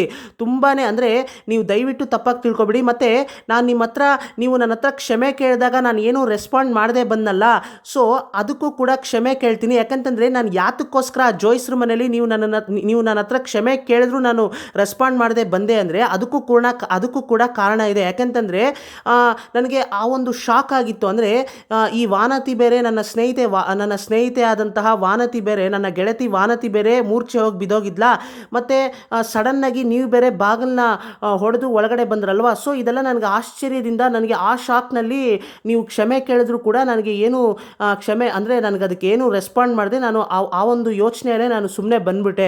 ಸೊ ದಯವಿಟ್ಟು ಕ್ಷಮೆ ಇರಲಿ, ನಾನು ಆ ರೀತಿ ನಿಮಗೆ ಸ್ಪಂದಿಸದೆ ಬಂದಿದ್ದರಿಂದ ದಯವಿಟ್ಟು ನಾನು ಕ್ಷಮೆ ಕೇಳ್ತೀನಿ, ದಯವಿಟ್ಟು ಕ್ಷಮೆ ಇರಲಿ ಅಂತ ಕೇಳಿದ್ರು ಕೂಡ ನಮ್ಮ ವಂದಿಯದ್ದೇವನವರು ಇದಕ್ಕೆ ಯಾವುದಕ್ಕೂ ರೆಸ್ಪಾಂಡ್ ಮಾಡದೆ, ಏನಪ್ಪ ಈ ಚೋಳ ಸಾಮ್ರಾಜ್ಯದ ಹೆಣ್ಣು ಮಕ್ಕಳೆಲ್ಲ ಈ ರೀತಿ ನಗ್ತಾ ಇದ್ದಾರೆ, ಮತ್ತು ಇವ್ರು ಬೇರೆ ಅಲ್ಲಿ ಕ್ಷಮೆ ಕೇಳಿದ್ರೆ ಏನು ರೆಸ್ಪಾಂಡ್ ಮಾಡದೆ ಇಲ್ಲಿ ಬಂದು ಈಗ ಕ್ಷಮೆ ಕೇಳ್ತಾ ಇದ್ದಾರೆ, ಅದಕ್ಕೂ ಕೂಡ ಏನಪ್ಪ ಇದು ಒಂದು ರೀತಿ ನನಗೆ ಒಂದು ರೀತಿ ಅವಮಾನ, ಇಷ್ಟು ಜನ ಹುಡುಗಿರ ಮುಂದೆ ನನಗೆ ಅವಮಾನ ಆಗಿದೆ, ಇನ್ನೂ ನಾನು ಇಲ್ಲೇ ನಿಂತಿದ್ದೀನಲ್ಲ, ನಾನು ಮೊದಲು ಇಲ್ಲಿಂದ ಜಾಗ ಖಾಲಿ ಮಾಡಬೇಕು ಅಂತ ಹೇಳಿ ಕೋಪದಿಂದ ಕುದುರೆ ಮೇಲೆ ಹತ್ಕೊಂಡು ಹೊರಟೋಗ್ತಾರೆ ಸ್ನೇಹಿತರೆ.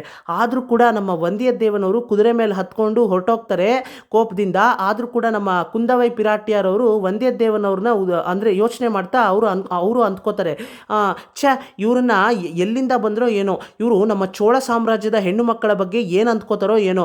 ಛೇ, ಈ ಯುವರಾಣಿಯರಿಗೆಲ್ಲ ಒಂಚೂರು ಬುದ್ಧಿನೇ ಇಲ್ಲ. ಯಾವಾಗ ನಗಬೇಕು ಅಂದರೆ ಇವರು ಏನು ಅಂದ್ಕೊಳ್ಳಲ್ಲ ನಮ್ಮ ಯುವರಾಣಿಯರ ಬಗ್ಗೆ, ಮತ್ತು ನಮ್ಮ ಚೋಳ ಸಾಮ್ರಾಜ್ಯದ ಹೆಣ್ಣು ಮಕ್ಕಳ ಬಗ್ಗೆ ಇವರು ಯಾವ ರೀತಿ ಯೋಚನೆ ಮಾಡಲ್ಲ.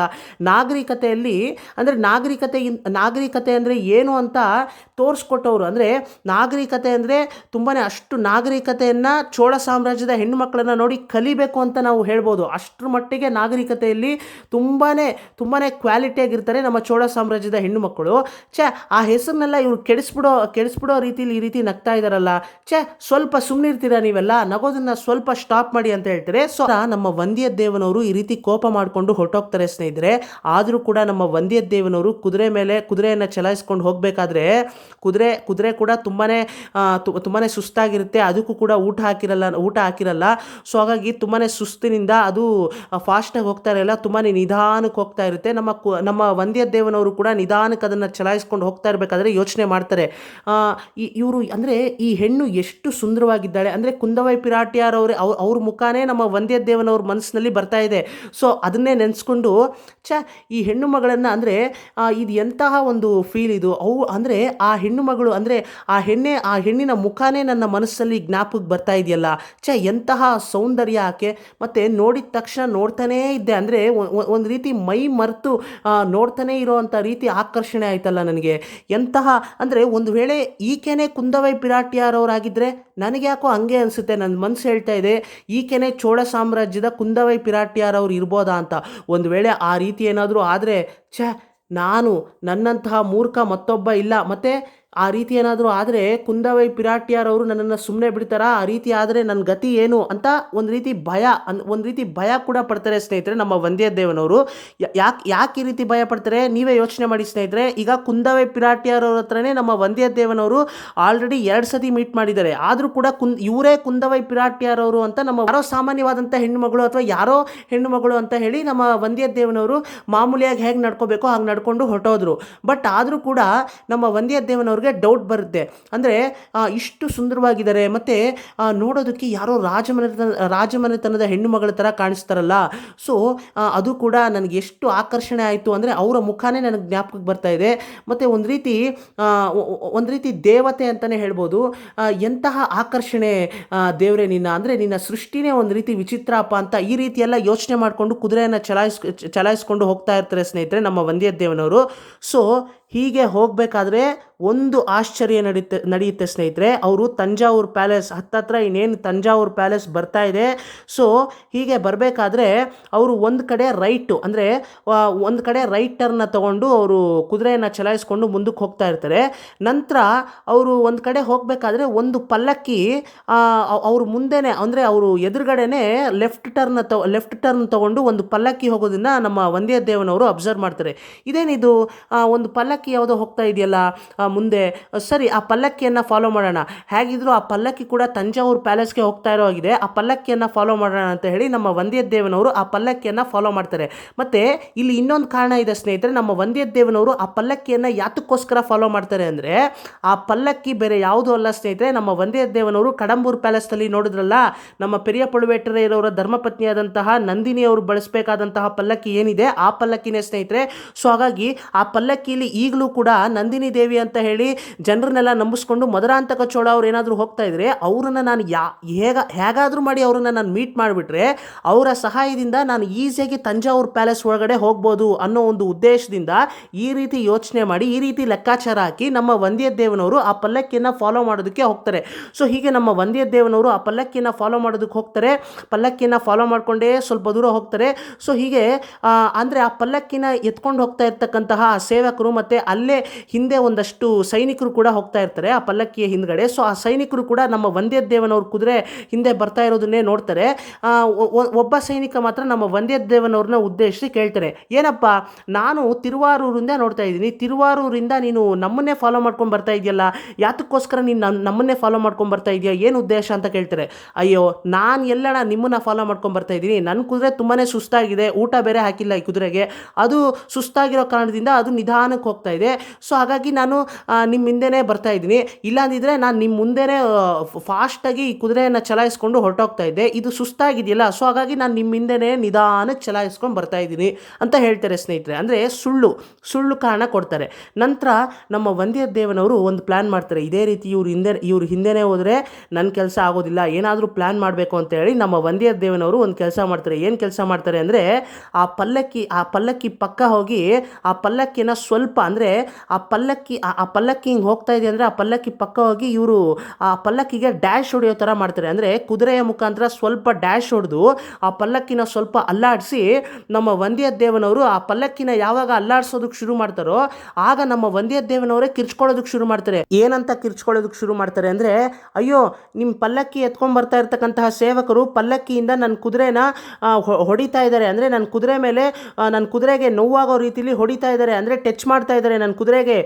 ದಯವಿಟ್ಟು ಹೇಳಿ ನಿಮ್ಮ ಸೇವಕರಿಗೆ ಯುವರಾಜ, ದಯವಿಟ್ಟು ನಿಮ್ಮ ಸೇವಕರಿಗೆ ಹೇಳಿ ಯುವರಾಜರೇ ಅಂತ ಹೇಳ್ತಾರೆ. ಮಧುರಾಂತಕ ಚೋಳ ಅವರು ಪಲ್ಲಕ್ಕಿಲಿ ಇದ್ದಾರೆ ಅಂತ ಅಂದ್ಕೊಂಡು ನಮ್ಮ ವಂದ್ಯದೇವನವರು ಈ ರೀತಿ ಯುವರಾಜ ಅಂತ ಕರೀತಾ ಇದ್ದಾರೆ. ಸೊ ನಂತರ ನಮ್ಮ ವಂದ್ಯದೇವನವರು ಯಾವಾಗ ಕಿರ್ಚ್ಕೊಳ್ಳೋದಕ್ಕೆ ಶುರು ಮಾಡಿದ್ರು ಆಗ್ಲೇ ಹಿಂದೆ ಇರ್ತಕ್ಕಂತಹ ಒಂದಷ್ಟು ಸೈನಿಕರು, ಅಂದರೆ ಪಲ್ಲಕ್ಕಿಯ ಹಿಂದ್ಗಡೆ ಒಂದಷ್ಟು ಕುದುರೆ ಮೇಲೆ ಸೈನಿಕರು ಬರ್ತಾ ಇದ್ರಲ್ಲ, ಅವರು ನಮ್ಮ ವಂದ್ಯದೇವನವ್ರ ಮೇಲೆ ದಾಳಿ ಮಾಡೋದಕ್ಕೆ ಹೋಗ್ತಾರೆ.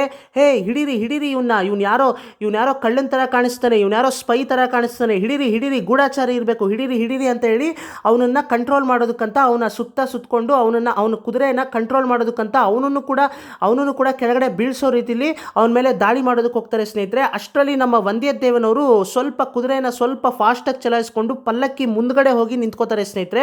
ಪಲ್ಲಕ್ಕಿ ಮುಂದ್ಗಡೆ ಹೋಗಿ ನಿಂತ್ಕೊಂಡಿದ್ದ ತಕ್ಷಣ ಪಲ್ಲಕ್ಕಿಯನ್ನು ಸ್ಟಾಪ್ ಮಾಡ್ತಾರೆ. ಅಂದರೆ ಪಲ್ಲಕ್ಕಿ ಎತ್ಕೊಂಡ್ಬರ್ತಾ ಇರ್ತಾರಲ್ಲ, ಸೊ ಪಲ್ಲಕ್ಕಿ ಎತ್ಕೊಂಡ್ಬರ್ತಾ ಇರ್ತಕ್ಕಂತಹ ವ್ಯಕ್ತಿಗಳು ಪಲ್ಲಕ್ಕಿಯನ್ನು ನಿಲ್ಲಿಸಿ ಪಲ್ಲಕ್ಕಿನ ಕೆಳಗಡೆ ಇಡ್ತಾರೆ ಸ್ನೇಹಿತರೆ. ಪಲ್ಲಕ್ಕಿಯನ್ನು ಕೆಳಗಡೆ ಇಟ್ಟು ನಂತರ ಅಲ್ಲಿ ಕುದುರೆ ಮೇಲೆ ಬರ್ತಾ ಇರ್ತಕ್ಕಂತಹ ಸೈನಿಕರು ನಮ್ಮ ವಂದ್ಯದೇವನ ಸುತ್ತ ನಿಂತ್ಕೊಂಡು ಅವ್ರನ್ನ ದಾಳಿ ಮಾಡೋ ರೀತಿಲಿ ಅವ್ರ ಸುತ್ತ ನಿಂತ್ಕೋತಾರೆ ಸ್ನೇಹಿತರೆ. ನಂತರ ನಮ್ಮ ವಂದ್ಯದೇವನವರು ಮನಸ್ಸಲ್ಲೇ ಅನ್ಕೋತಾರೆ ಸ್ನೇಹಿತರೆ, ಅಬ್ಬಾ ನನ್ನ ಪ್ಲಾನ್ ವರ್ಕೌಟ್ ಆಗ್ತಾ ಇದೆ, ಕೂಡಲೇ ವಂದ್ಯದೇವ ಶುರು ಮಾಡ್ಕೋ ಜೈ ಮಾಕಳಮ್ಮ ಅಂತ ಹೇಳಿ ನಮ್ಮ ವಂದ್ಯದೇವನವರು ಮತ್ತೆ ಶುರು ಮಾಡ್ಕೋತಾರೆ ಕಿರ್ಚ್ಕೊಳ್ಳೋದಕ್ಕೆ. ಯುವರಾಜರೇ, ನಿಮ್ಮ ಸೈನಿಕರೆಲ್ಲ ನನ್ನ ಮೇಲೆ ದಾಳಿ ಮಾಡೋದಕ್ಕಂತ ನನ್ನ ಸುತ್ತ ನಿಂತ್ಕೊಂಡಿದ್ದಾರೆ, ದಯವಿಟ್ಟು ನನ್ನನ್ನು ಕಾಪಾಡಬೇಕು ನೀವೇ ಅಂತ ಹೇಳ್ತಾರೆ ಸ್ನೇಹಿತರೆ. ಅದಕ್ಕೆ ಪಲ್ಲಕ್ಕಿಯಿಂದ ಆಗ ಅಂದರೆ ಈ ರೀತಿ ನಮ್ಮ ವಂದ್ಯದೇವನವರು ಯುವರಾಜರೇ ನನ್ನನ್ನು ಕಾಪಾಡಬೇಕು ನೀವೇ ಅಂತ ಹೇಳಿದ ತಕ್ಷಣ ಪಲ್ಲಕ್ಕಿಯಿಂದ ಆಗ ಹೊರಗಡೆ ಒಂದು ಆಕೃತಿ ಹೊರಗಡೆ ಬರುತ್ತೆ ಸ್ನೇಹಿತರೆ.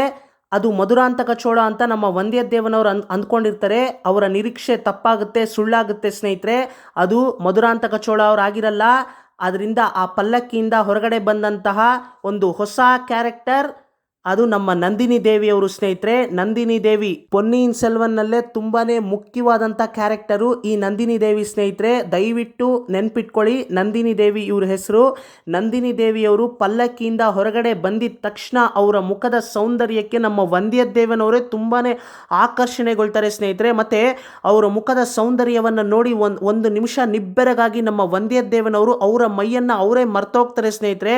ಮೈ ಮರೆತು ಅವರ ಮುಖವನ್ನೇ ನೋಡ್ತಾ ಇರ್ತಾರೆ ಸ್ನೇಹಿತರೆ. ಅಂತಹ ಅಂದ ಸ್ನೇಹಿತರೆ, ಅಂತಹ ಸೌಂದರ್ಯವತಿ ನಮ್ಮ ನಂದಿನಿ ದೇವಿಯವರು. ಅವರ ಸೌಂದರ್ಯಕ್ಕೆ ಎಷ್ಟೋ ಜನ ಬಿದ್ದೋಗ್ತಾರೆ ಸ್ನೇಹಿತರೆ, ಅವರ ಬಲೆಗೆ ಅಂತಾನೆ ಹೇಳ್ಬೋದು ಸ್ನೇಹಿತರೆ. ಅಂತಹ ಸೌಂದರ್ಯವತಿ ಸ್ನೇಹಿತರೆ ನಮ್ಮ ನಂದಿನಿ ದೇವಿಯವರು. ಅಂತಹ ಸೌಂದರ್ಯದ ಬಲೆಗೆ ನಮ್ಮ ವಂದ್ಯದೇವನವರು ಇನ್ನೇನು ಬೀಳಬೇಕು ಅಷ್ಟರಲ್ಲಿ ನಮ್ಮ ವಂದ್ಯದೇವನವರ ಬುದ್ಧಿ ಅವರಿಗೆ ಎಚ್ಚರಗೊಳ್ಳೋ ರೀತಿಯಲ್ಲಿ ಮಾಡುತ್ತೆ ಸ್ನೇಹಿತರೆ. ಅಂದರೆ ಯಾವ ರೀತಿ ನಿರ್ವಹಿಸೋದಕ್ಕೆ ಸಾಧ್ಯ ಆಗೋದಿಲ್ಲ. ನಿನ್ನ ಕಂಟ್ರೋಲನ್ನು ತಪ್ತೀಯಾ, ಅಂದರೆ ನಿನ್ನ ಕಂಟ್ರೋಲಲ್ಲಿ ನೀನಿರೋದಿಲ್ಲ. ದಯವಿಟ್ಟು ಈ ರೀತಿ ಹೆಣ್ಣಿನ ಸೌಂದರ್ಯಕ್ಕೆ ಬಿದ್ದರೆ ನೀನು ನಾಶ ಆಗೋಗ್ತೀಯಾ, ನಿನ್ನ ನಾಶಕ್ಕೆ ನೀನೇ ಕಾರಣ ಆಗ್ತೀಯ ಅಂತ ಅವರ ಬುದ್ಧಿ ಅವರನ್ನು ಎಚ್ಚರಗೊಳ್ಳೋ ರೀತಿ ಮಾಡುತ್ತೆ ಸ್ನೇಹಿತರೆ, ಎಚ್ಚರಿಸುತ್ತೆ ಸ್ನೇಹಿತರೆ.